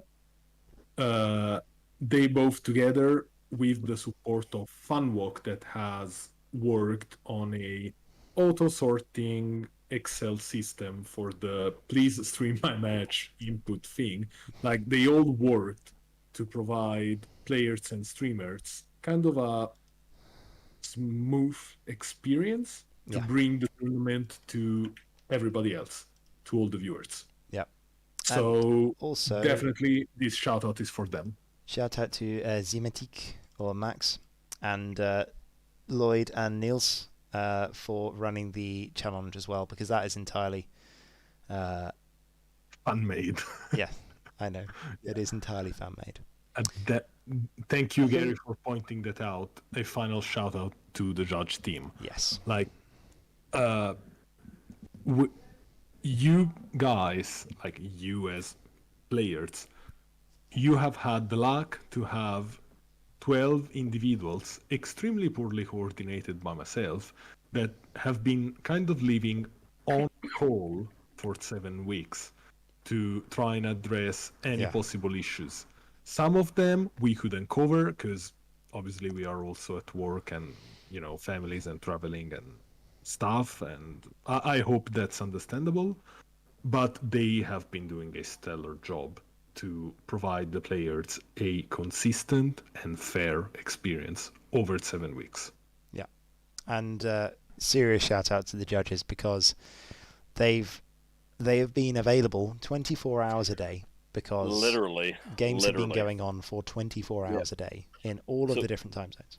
Nobby's games are my favorite because they're like 6:30 in the morning, and you're like, "Ooh, wake up! Ooh, it's a game of X-Wing." And like the judge gets shut out. It's like, who the hell is awake? Yep, and who the hell is awake and not in the shower? It gets pinged. Like, And this is the thing, because shout out to Nobby who's watching, because he's doing the exact same thing, watching us at like late at night, just getting up and having his morning coffee. But yeah, the streamers have been great. Right, I feel like we should move this along. We're almost there. Let's do Group E. Group E. I don't think anybody's keen for us to end, are they? Group E has finally been decided. Oh no, my point is we haven't even finished Group E yet, and we still have to talk about like finals and everything else. So, roller coaster. I would like to say right now, I called the top 2 in week 1. I would like to see that count half, as there were only 7 teams. Yeah. I mean, but can I I got the top 2 wrong, but I did say I wanted Switzerland to be up there, and they are. So I'm happy because yes, Fabi. Shout out to the Swiss. I got the Netherlands and France the wrong way round. I thought France were going to be the ones to fall over and not the Netherlands. Turns out, I thought it was going to be Netherlands-France as 1 and 2. Turns out, Netherlands really didn't get going. Well, they're third. I'm in front of Serbia were kicking ass at one point, and they're 6th. Yes. I'll be back in a couple of minutes, BRB. But the Netherlands, a couple of games have gone the other way. The Netherlands could have been 7th. Yeah, absolutely. France, however, bad start, came out for 5-1. Yeah, they did. So France waking the hell up happened. I know. 0-1 to 5-0. It has been the most fun group to watch, though. It's been really, really good to watch. And I think Switzerland have pulled through massively. They were one of the... I think the big surprise for me, apart from Peru, has been Switzerland of this. Like, the teams that have done well, good job, Switzerland. That's been great to see. I was expecting Serbia to be where Switzerland are now, honestly. And they were close, but almost. Yeah, Serbia, 22 individual wins, 6th place. That's, I think, unique in the event. In fact, I'm actually entirely certain that's unique in the event. Yeah. Oh, I could be wrong. Scotland is exactly the same. Regardless of that, though, I mean, event.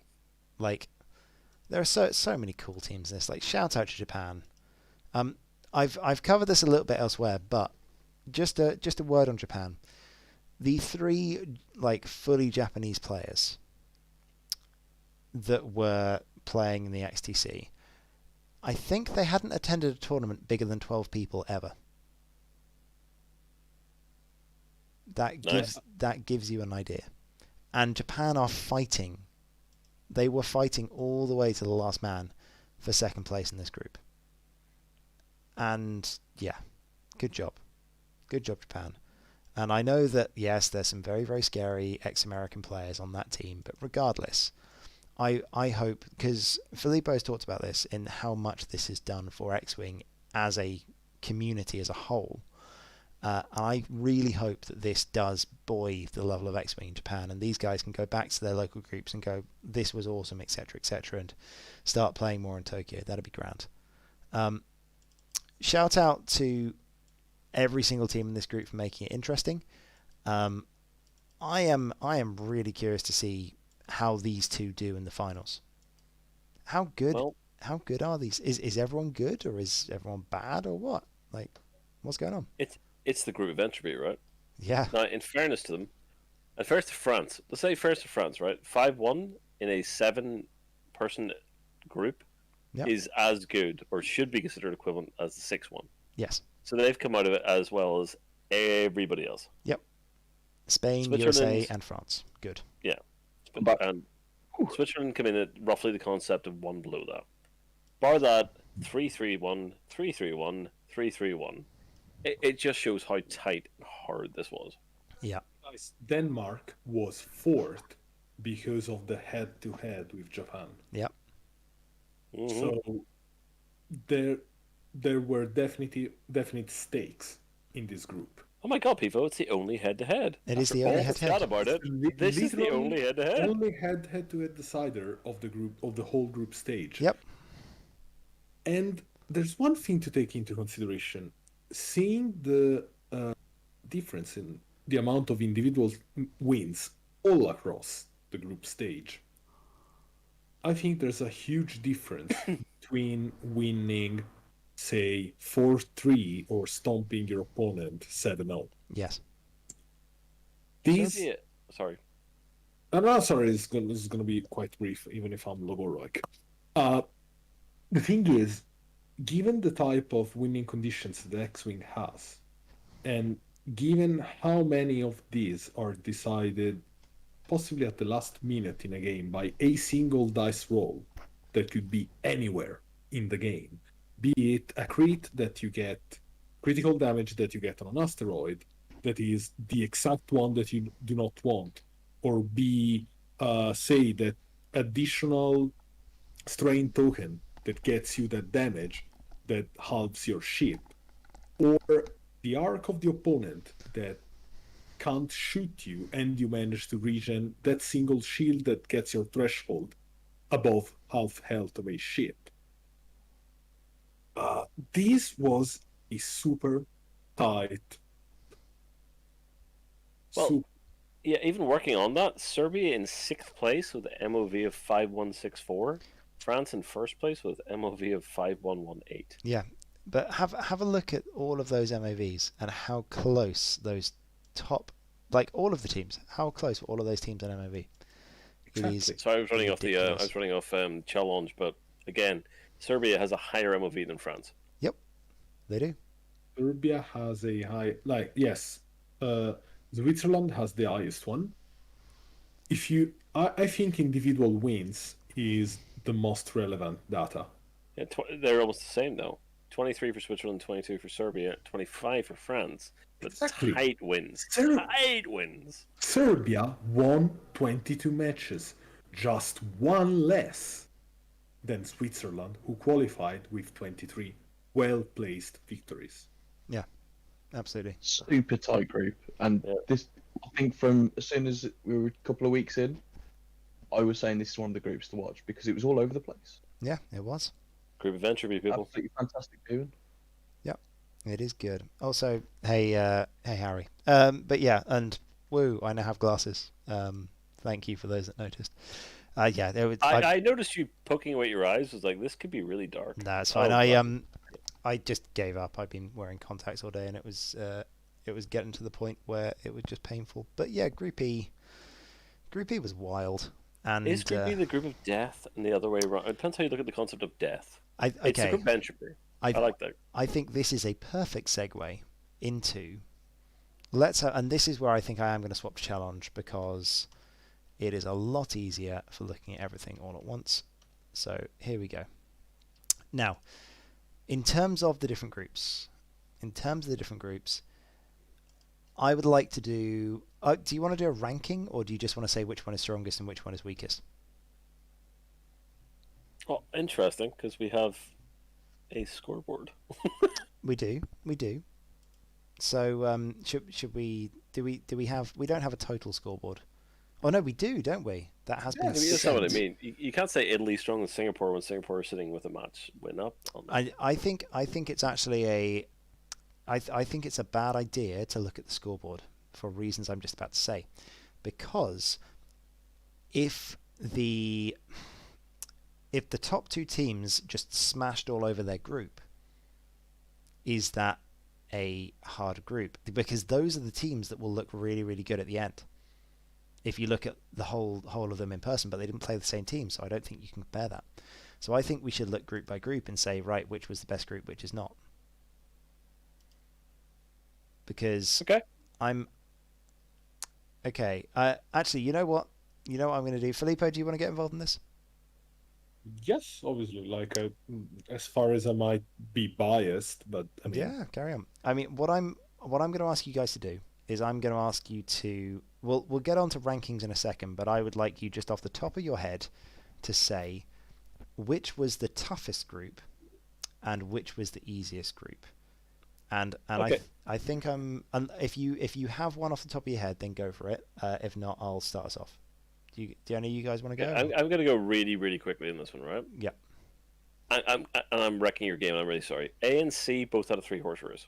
Mm-hmm. So I'm calling A and C for toughest. Okay, I'm okay with that. So A and C are toughest. Like, that's fine if you're going for that. Any idea on which one you thought was easiest? I'm gonna have to go with B. D. Yeah. I think I'm gonna have to join in on B. I as much as I would love to say Group D, I think that is a detriment to all of the teams in there. I think Group D is actually in an argument for the strongest group. But I'll come back to that later. Yeah, I think I'm going to go with the weakest group being Group B. Sorry, just to clarify, do you want the strongest group or the toughest group to come out qualified? No. Okay. If your team made it out of this group, that's a good question. Actually, that's a very good point. No, I think the strongest group in general, because I think it's easy to answer. I think A is the hardest group to get out of because of the top 3 teams. But I do not agree with that. Okay. We'll get onto that later because that's also a good argument. But what do you think is the strongest group in general?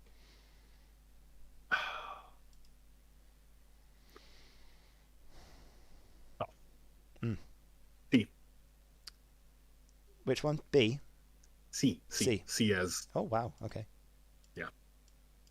Okay. So I think A was the hardest to get out of because we've got 4 teams in there that have won 5 or more games. Yeah. It's a really strong showing from that group. Yeah. At the same time, I'd say given the performance and maybe the approaches of some of the teams where we felt they'd perform better, i.e. Sweden wanted everyone to just run what they wanted. If we look at that group, knowing that this approach has been taken, I would say that was possibly the weakest group. I cannot. Group D is an anathema to me. I cannot decide whether or not they're the strongest or the weakest. Can I interrupt very, very briefly? A and C are mirror image. Yeah, they are scorelines. They're exactly the same. Yeah, have a look at the They scorelines. both have 3-5-2s. Yeah, whereas so A and C. And D has a 5-1, 5-1, 4-2, and then it sweeps down. Yes. Mathematically, it's unquestionably A and C. Yep. But they are exactly the same. Yes. Which is what I think is an interesting discussion. And I'm going to come back to actually no, sorry, I've got to do my one. I actually think the strongest group is. I think I'm going to put my neck out and say the strongest group is Group E. You said this last week. I didn't agree then, and I still don't. I think the average of Group E is the highest. Yes, but I think the average is a false indicator. True. Because the average takes into account both wins and losses. Yeah. If somebody wins with somebody else, then that somebody else has lost. Which leads us quite nicely into Filippo's point. Which do you think was the hardest to get out of? It depends who you are. So there were 3-horse races in ANC. For everybody else, that meant it was next to impossible. True. Because you have to put yourself in the shoes of the underdog team. Yeah. The team D? the team that starts. Okay, it's rough to say the team that starts with no chances. That's really rude to say. Yeah, yeah. But the team, can you word that in proper English? Yeah, for sure. So the team that goes in not expecting to come out in the top two, how would they have an opportunity to make it out? Yeah, that concept. Thank you for wording that. Yeah, and that's a perfect example for how E was the opener to actually get out. Again, I called France to come back to life, and they did. So France did dominate ultimately that round, but everybody else was fighting to get out, including Serbia at 6. Yeah, which is nonsense because that Serbian team is really quite strong. Yeah, but they were all fighting to get out. Whereas A closed off with 3 teams, B closed off with 2 teams, C closed off with 3 teams, D closed off with 2, and shout out to Hungary and Sweden, and E, in fairness, there was a bit of a fight. So A to D were a nightmare for people to get out of if you weren't in that 9 to 12 bracket. Interesting point there, just on trying to explain Filippo's as well. Pisethus has just put in the chat, teams without players that get consistent top cuts in major tournaments. I don't think that's relatively a good benchmark for what is a good team or not. I think it is the easiest way of doing it, but not necessarily. But yeah, I see your point. Sorry, carry on, Liam. I'm going to say, like, this is no slight on anyone in Group E because they've all shown they can take it to each other.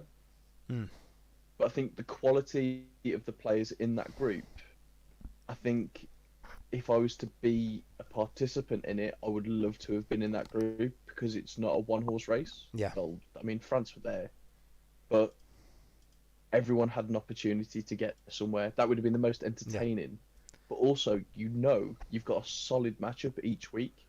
Yep. There's no easy matchups. It's just absolute chaos.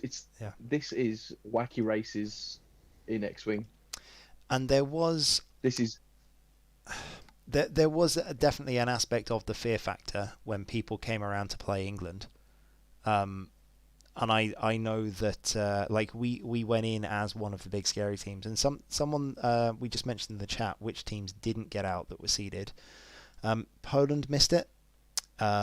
Scotland missed it. Scotland, yep. Team C, Group C was the 2 seeds backwards. England and Ireland 2 and 1. Or the correct way around, depending on how you look at it. Yeah. Same thing with USA and Spain, 2 and 1. And France was seed 2, and the Netherlands missed. So the Poland, Netherlands, and Scotland were the 3 seeds that did not make it through. Yeah, there we go. A good indicator is the delta, like the difference between the individual wins. I think that's the only relevant, given the fact that teams play 7 matches, but only 4 are needed to win. Yes. Like winning 4-3 or losing 3-4. You see, there's only one game of difference. Yes. But this shoots you like up in the team ladder. But I'm not wording this properly, but no, I agree. Like you can tell the difference in between the teams by looking at the ones that get a 7-0 or a 6-1. Exactly. Like I would, if I were to predict who would do well in finals? Yeah, if I were to predict how teams would do in finals, I would be on the lookout for what teams have performed really well in terms of wins, say 6-1, 7-0, against which other teams. Yes. Because having a 7-0 means nothing. Yeah. So what you're saying, Pifo, is because Ireland beat Canada and England, we're pretty much guaranteed to make the top 2, right? I expect all Ireland to do really well. Oh, I like it. It's something. I liked you before that sentence. No, I'm just in love. I think it's something that people need to be considering, and I think it's why I think it was good for England to lose against both Canada and Ireland, because you don't learn anything from your wins, right? And I think also Ireland having to claw their way through getting 4-2, 4-2, 4-2. I think you guys will have learned a lot from that process as well. So I think it's going to be super interesting to see what that brings into the finals. Yeah, it's going to be super interesting. Do the lessons you learn have any relevance in the finals because everything changes? Hey, some of us have been playing for 14, 15 months, so every fucking week is an improvement. Yeah, I think so. I think so, Liam, because of the fact that it's lessons in pairing, it's decisions you make in pairing, okay. Yep. And it's decisions you make in who to put into what. And obviously all the lists will have changed, but the principles are still the same. And also the decision making is an iterative process. Like the one time you are in the position of taking a decision, the next time you are in the similar position to take the same decision, you can draw from the previous experience. Yes. So rinse and repeat, you necessarily become more experienced. Be it in a timely manner, like you take the same decision, the same correct decision in less time, hence giving you a time advantage, a tempo advantage. Yeah. I hate to do the war stories thing, but a very quick shout out to Eno. I played him, forget whatever event it was. Yeah. But he was setting dials with 5 A-wings or 3 A-wings, or it was. Yeah. And his dial set was under 4 seconds. Yes. It didn't matter where we were. Every single move was correct. I think that was the Farcast Cup. He knew everything. Yep. And it was I am fast. He was a lightning bolt. Yep. And everything moved exactly where it wanted to be. Didn't look at it, didn't consider it, didn't move it, just set it. Go, bang, It's bang, really bang, interesting bang. to see the two different types of player there, because I am the one that will make sure that everything is correct, whereas an Eno or a Scott Reed, who basically doesn't play anymore but still is always my example for the one that just does everything by instinct. Cormac is one of these because he plays better when he's hungover. Well, Eno got it right. Yeah. By instinct, over and over again. If you want to see something insane, have a look at the Italian National Championship final of 2016. Mm-hmm. Tom and Scott Reed playing against each other. That's so much fun. I loved watching that. Please have a look at that game. It's just bam, bam, bam, bam. It's ridiculous. The old wing. Yeah, I remember gathering the judge team, like we were 3 people judging that event, saying, guys, just so you know, we literally do not need to babysit this game. Yes. Because they know what they're doing much better than us. They'd played that game like 20 times. Over 20 times, because they were both practicing jump masters. No, Tom and Scott are not Italian. So yeah. And yeah, we made it with losing too. So here's the fun one then, because we've had a chat about which groups are tough and which groups are not. Can we even start to make a decision on which teams are going to do well in the finals? Do you know what? I've done really well calling Ireland losing matches, so I'm saying we're going to come 10th, which means we're clearly not. Because every time I've said Ireland's going to lose, we fucking crucified in. Yeah. So let's just keep calling that. Sounds good. Ireland 10th. I have a court-ordered speed awareness course on a day 2, and I've already told Gary I'll just take the court summons. If we're winning, if I'm 5-0, I'll just take the court summons. Yeah, I'll be there. To be fair, I managed to get through a speed awareness course during a basically writing 70 reports on the same day. So. But you're not a barrister who will be pulled in front of a judge who appeared in front of 16,000 cases to explain why you were speeding. If you don't go to the speed awareness course. That's fair. That's fair. But I'm willing to take that if we are kicking ass. And kids, that's why you don't study law. I'll be your representative for that.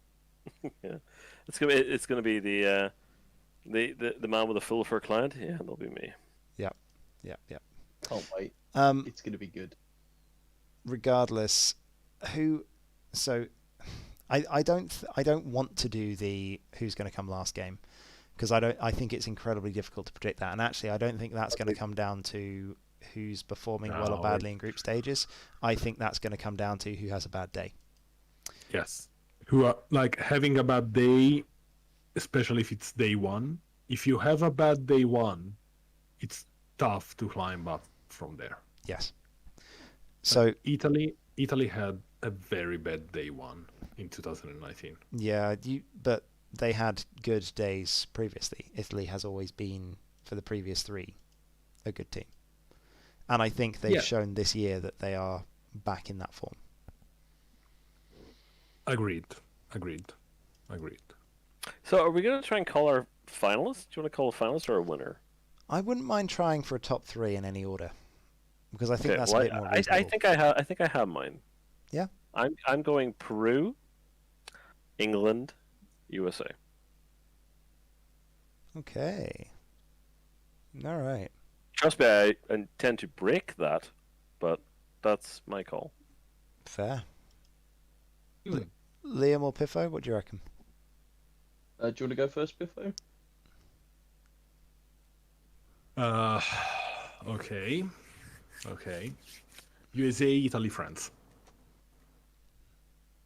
Yeah. Cool. Yeah. I'm going to go with Poland. Oh, no, can't do that. So I'm going to go with England, Italy, and Spain. England, Italy, Spain. Yep. I like that. Okay. Oh man, this is ridiculous. Agree with me, it's fine. This is ridiculous. Okay, so I'm gonna do this. I'm gonna take a little bit more time on this, because I'm gonna do my normal. Somebody has to say Ireland. Just saying. I'm gonna do my normal. So I'm actually gonna go through the tops and go, okay, this is why I think yes or no. I think I've been underestimating Singapore for far too long. However, I don't think they're going to come top 3 because of time difference. Yes, exactly. If Singapore was that playing, was my exact same reasoning. If Singapore was playing at the same time, I think they would come top 3. But I don't think they're going to. I think they're going to get too tired at the end or at the start or whatever. They are really, really good as a team, but I think that's going to be too much to overcome in a 2-day event. I think maybe the first day will be fine, but second day is going to be tough. Yeah, it's going to be tough. I think that's also going to affect Peru and the USA. I'm not going to put Peru that high. I think they might come top 5. I don't think they're going to come top 3. I think the USA are good enough to overcome that. I want to put them in my top 3. I'm going to hold them there for the moment. Italy is a massive contender. The fact that they have got that many individual wins in this group, and they could have very much beaten Poland, and they did beat Singapore, and they should have beaten Norway. Realistically, I think Italy could have very much 7-0'd that group, and they should have been 6-1 tying with Singapore. I'm not going to put my faith in Germany. I think Germany have shown cracks. I know they're going to come back strong, but I don't think it's going to be enough. I think they're not going to pull together enough for this. I don't think Ireland... They're not really going in with any momentum, are they? They're not going in with any momentum. No, Liam, I want to hear the phrase, I don't think Ireland completed. Yeah, I don't think Ireland are going to break top 5. Ouch, Jesus, dude. Yeah, I don't think, considering the, you've already said, there is a risk of you not playing the Sunday. I don't know whether... As much as I'd love to say I'm carrying Ireland on my shoulders, that is not even kind of true. Regardless, but I don't think they're going to break top 5. USA, Spain, that's a tough one. I think Spain are too stubborn at the moment. I think Spain will come 4 or 5. I don't think they're going to break top 3. I'm going to say USA top 3. So, are you taking into account the fact that the time window for a match is condensed, and especially that the pairings are literal seconds before the matches start? Yeah, it's going to be fast. I think Nobby's got a really solid point there. Is that a hot sauce call for your third one? Absolutely not. I'm not doing hot sauce. Because I won't lie to you. I will take that court summons. I know you will. But you know how I do this. I don't like being honest, but I will be honest if I'm asked to be, even if the person that's asking is myself. Do you know what? We've lost Cormac Higgins, which is a big loss for that. But I am more than content to drive down, pick him up, bring him to my house, hook him to a laptop. You might if do it that. means You might do breaking that that. actually, and then that I would actually change some of my predictions. You have if Cormac is playing, if you have the team that you had going in, then yes, you got a shot top 5. But you know, and also to be fair, you guys aren't going to do well unless you're the underdogs. You know that. Yeah, I generally always thought Ireland would be very, very good at assuming, just in fairness to Spain, so at the start, we're not very good at this. Oh, hang on a second. Yeah. We do just keep winning the right matches. Yeah. Okay, I've got to put my neck on the line. Italy, England, USA. Oh, so close to me. I don't know the order, but I think Italy, England, USA. US has resolution on its side. And who am I least confident in that? Probably the USA, but I'm going to say them anyway. Thanks, Yeah, Funwalk. communist It's because I called you hot. Yes. Different lists, Stankmaster.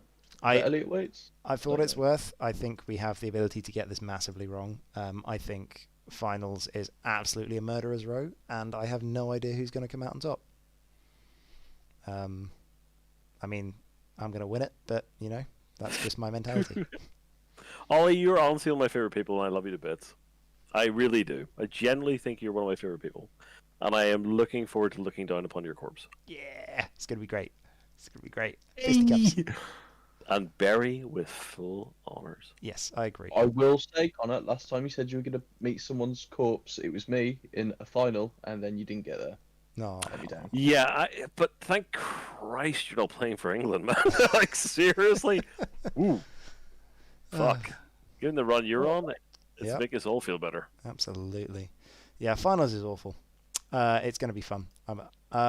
Finals, oh yeah, dates-wise. Finals is the last weekend of August. Yep. It is the, where is it? 29th and 28th and 29th of August. So there we go. And it will be streamed. You will be able to get streams everywhere. It's going to be great. More to shoot minutes. Singapore, Ireland, Spain. Somebody has finally put Ireland in the top 3, and he is now my new best friend. There we go. So, quick volunteer thing. Mhm. If people are looking for someone to co-commentate on a set of games on their stream, I'll dedicate a day to that, I think. Yeah. And I'll happily be famous for a day. Carson's saying Singapore, Peru, and USA. There we go. And Ireland 4th. I'll take it, Carson. I'll take it. Brave to say the 3 teams with the worst time difference. Peru has not got a bad time difference. Oh, sorry, yeah. it does. Yeah, they do. Europe, it does. They're the Europe, wrong yeah. side of the time difference. Same thing with the USA. It's the same as the US. They've got to wake up I think early. I think in this case, Singapore has the short straw. Because Do you know what? It's been said for a full week, Pifo. Like, it's literally been said for a full week that Singapore are going to have issues. I will put $1,000 on the ultimate prep for Singapore. Yeah. Okay, let's put our bets on that. Maybe not. Oh yeah.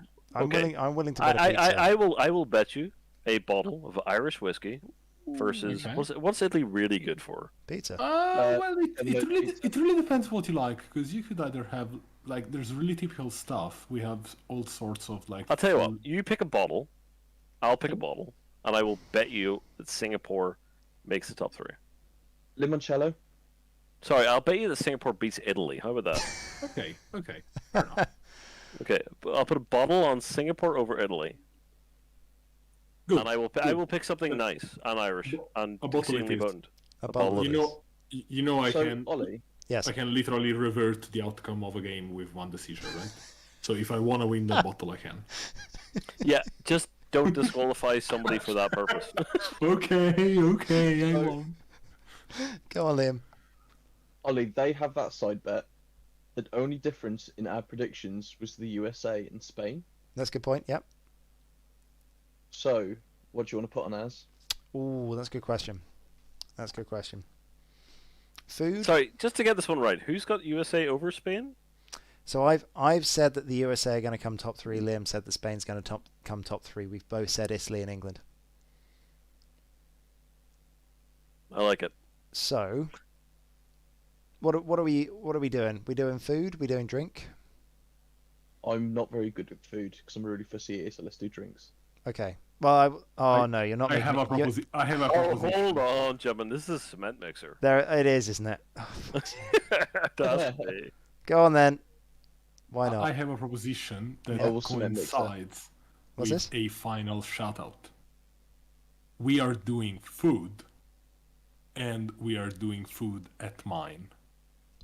Because I'll take this chance to make a it's not going to be a final, but another invitation to a live event we're running in early September. So if you are starved for competition, Yes. just so you know, wherever you are, it's cheaper to fly to Italy Yeah, it is. than to drive to a local tournament. It is. A very well-known player has sent me his flight ticket recipe, and it was receipt, and it was £16. Yeah, I'm really sad I can't come there, but I'm out of credits to my wife. Yeah, and Like, I'm really sad. Like, if you go on September 30th, I could have wrangled it, but the start of September, I've got no chance. It's understandable. But I really have to make this invitation. If you're starved for competition and you fancy a weekend in Italy, just check www.miniacsweek.it and you will find all information regarding the X-Wing Europa Cup. Because yes, we can run a completely illegal European Championship because nobody can stop me. Yep, and it has up to about 120 players, if I remember correctly. Yes, what that's does the winner get? Do they own Italy? Yes, they do. Not only they do own Italy, and I cook for them for 1 month. Be it takeaway or they can literally reside in my house eating what I cook for them. What we have in the pipeline, as we are literally dealing with final budgeting at the moment, is that we would like to put up a contribution for an expenses contribution for a travel to a major event, be it actual European Championship, World Championship, SOS, wherever you want to go, we would like to help the winner to get there. And this flexibility is due. Is that legally binding, Connor? Sorry, what? Is that legally binding? Because you've said it all, and it's recorded. No, it's on the bullshit stream. I mean, well, that's an interesting question, Liam. Because yes, that does in fact formulate a contract. There is all 4 elements required. Worst case scenario, I will contribute from my pockets. The only thing that could stop us is that the budget tightens, because the situation is constantly evolving. Worst case scenario, no worries. I've set aside a small budget for that. Marcel would like to ask the question, Ollie, where are your spicy takes? Who will be at the bottom? You need more enemies. If the present substitute situation is to be correct, Switzerland is going to be last. Ugh. I generally thought we had a wholehearted agreement when we were discussing this. Well, that's what I said. I'm not going any further than that. It just as if the substitute thing is a thing, then that's the thing. Ireland are also not going to be running at full team. All right. You want me to really make enemies? I don't think we need to make enemies. I mean, the reality is England are subbing a player, Ireland are subbing 2 players. Yes. I mean, this is I'm not going into the substitute thing. Let's go ahead and assume that every team is the same as it is right now. Yeah? Every team stays exactly the same. Who comes last?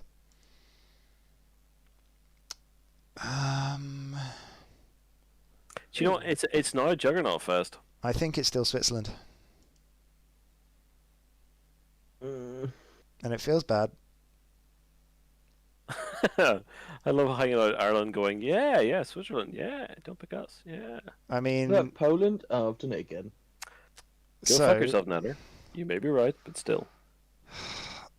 In all of these, in all of these, you are assuming that teams keep the current lists. Yeah, and that's the thing. They are allowed to change them. Yeah, they will be changed, people. There's no question. So, do you know what? I literally might have said at the very start of this, if we made the top 10, Ireland were going to come bottom of this. Now I don't think they're going to. Yeah, I think we're gonna cause some pain. We now have 3 players with 70+% win rates. Yep. We're capable of breaking some hearts. Yes. And there is nobody on this list that I will not take on head-to-head. So, I think what's going to be super, super fun is seeing all the changes that happen.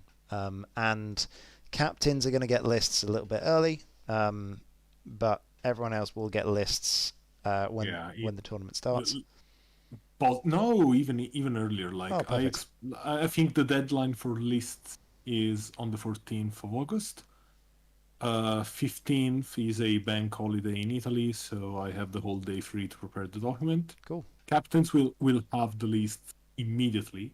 Yeah. And I think it's gonna take me like one afternoon to check 90 lists. Awesome.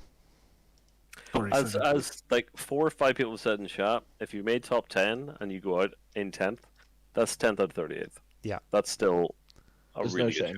showing. You have done, like, if you're in this murderer's row and you're winning games, you're doing well. Like, yeah, this is a rough tournament, and it's gonna be fun. And the top 10 is honestly really well. We got 8 out of 10, I think. Yeah, maybe 9. It's easier to win the final event rather than qualify as second from the group stage. I agree with that. Yeah. Because to win a match, you only need to win 4 games. To qualify as a second, say Poland needed to win how many? 6-1? Yeah. Yeah. So, I mean, the stakes are different. The competition level is the same. Okay, so overall, the final... Yeah, please carry on. Please. I was going to say, I don't think the competition level is the same. I think this has stepped up another notch from groups. But what I want everyone... This is the final guess. This means absolutely nothing, but it's the final guess before we polish off, because it's now 20 past midnight and Filipo is even later and probably quite tired. No worries about me. I would like we're having fun, Ollie. Don't speed this down. I know, but we're now over 2 hours, and I kind of want to keep it manageable. I want to do one final guessing game, and the final guessing game is the numbers on the winner. There are 9 rounds in this round robin. So the possible team for the win could go 9-0. It's a 7-2. What do we think? Connor's going 7-2. I was going to go 7-2, but because he's already said it, I'm going to go 8-1. I'm going to lowball. I think 6-3.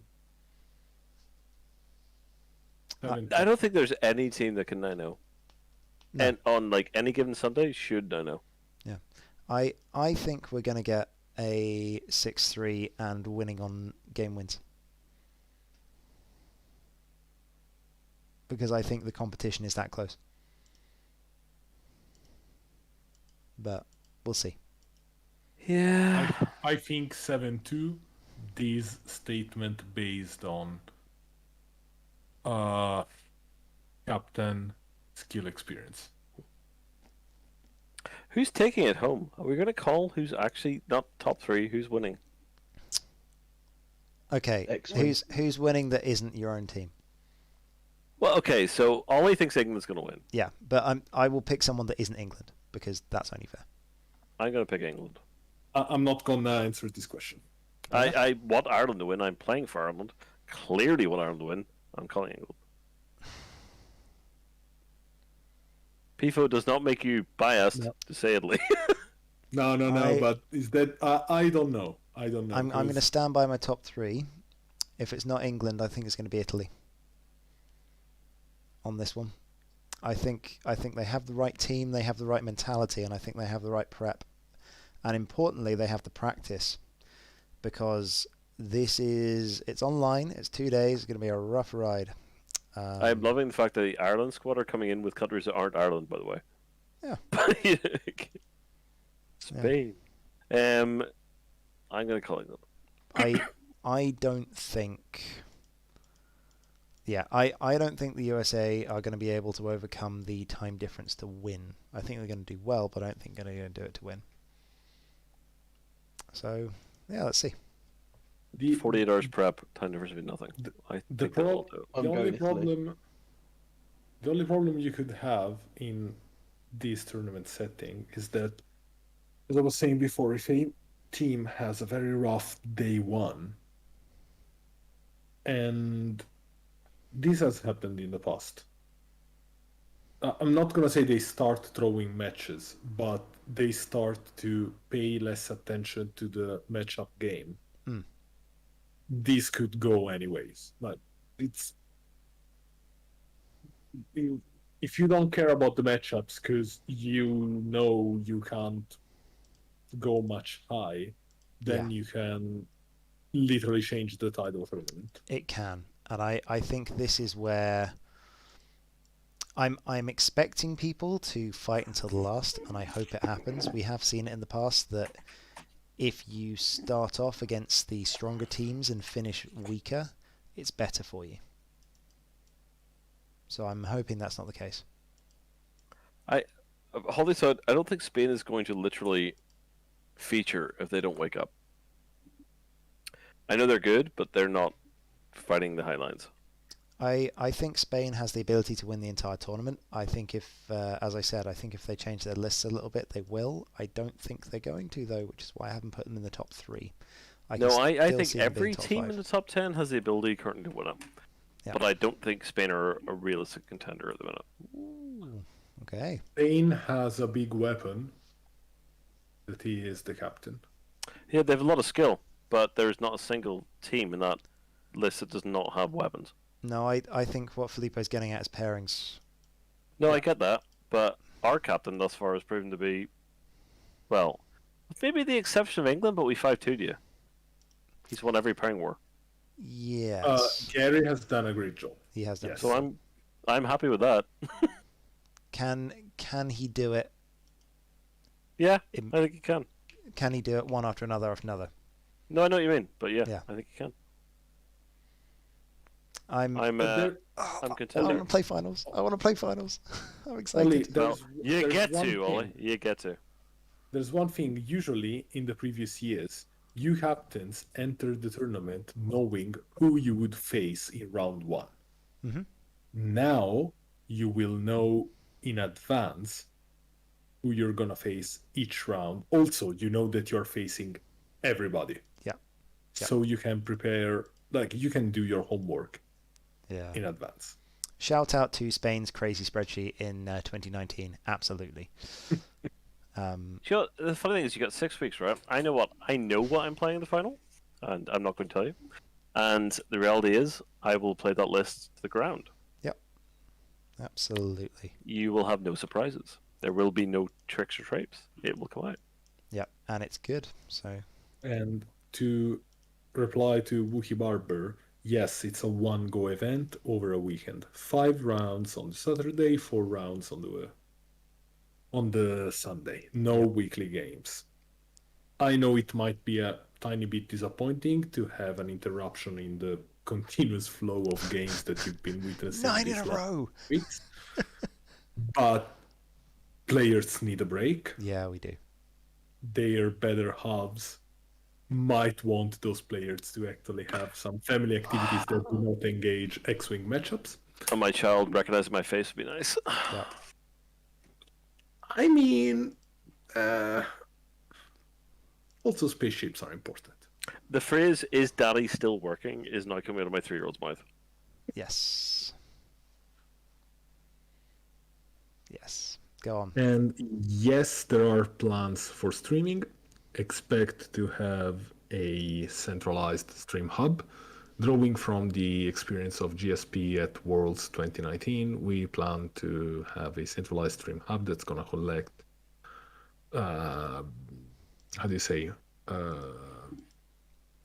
selected, Yeah. a limited number of streamers to avoid dispersion of viewers and try to build a critical mass of viewers.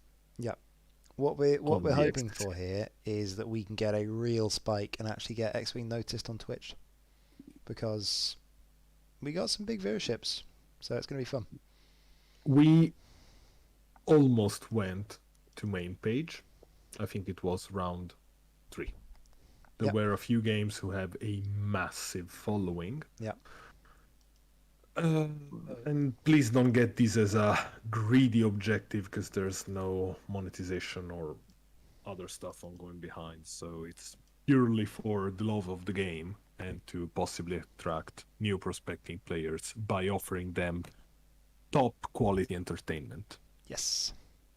If you think about what you want from an X-Wing stream, what you want is entertainment, knowledge of the game, and a streaming team, commentary team that can properly engage both veteran players and people who says, oh, geez, what is stuff? Like Star Wars stuff? What's this? So these are the premises. Hopefully we'll manage to deliver. Yes, we're working on that, but luckily we have a few weeks to, address it properly. Yes. All right. So far, so good, Pifo. Thank you. So, also, why 186th? Because that is the address that we started off at. And we thought it was similar enough to the 181st Squadron. Shout out to Mr. Suntifel himself. So there we go.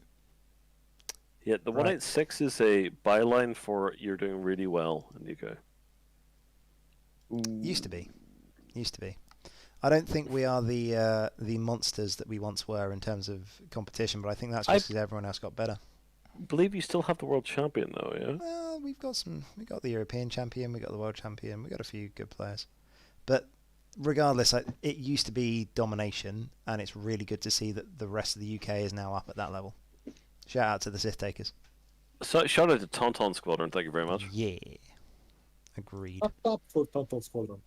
Also, shout out to Nick Bond, who I haven't seen in at least 3 years and a half. Nick, I kinda miss you, and I miss playing epic games with you in the US. Yes. Shirtless, while Brent Wong tells us to get dressed again. Agreed. Right. On that note, I am feeling sleepy, and We've broken Ollie, guys. I would like to see my missus. So, does she like to see you? Because she does. She's a lovely person. We're on holiday, so I'm trying to. This is why these are at random times, because I'm trying to actually spend time with the missus. Okay, you're allowed. I know. And his co-commentators are occasionally busy as well. Yeah, but regardless of this, where's the hot sauce? The hot sauce is going to be on Gold Squadron. The hot sauce is going to be on Gold Squadron. It is going to be happening in about a week and a half, probably, and I'm going to regret all of my life choices. Dion has in fact earned the poisoning. When's the cement mixer? When's the cement mixer? Well, I have to be wrong to get the cement mixer. If we're both wrong, we're both doing it. Well, that's depressing. Fair enough. Don't worry, Pifo. If we're both wrong, we'll sit down and enjoy the glasses. Oh yeah.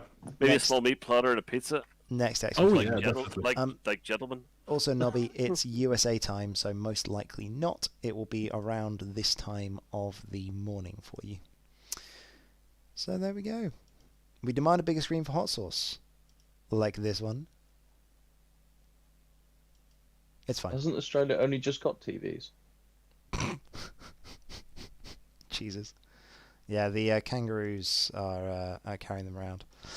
Right. Ask Nobia about the Emu War next time. Oh dear. Oh my god, Google that, people. It's amazing. Oh dear. Right.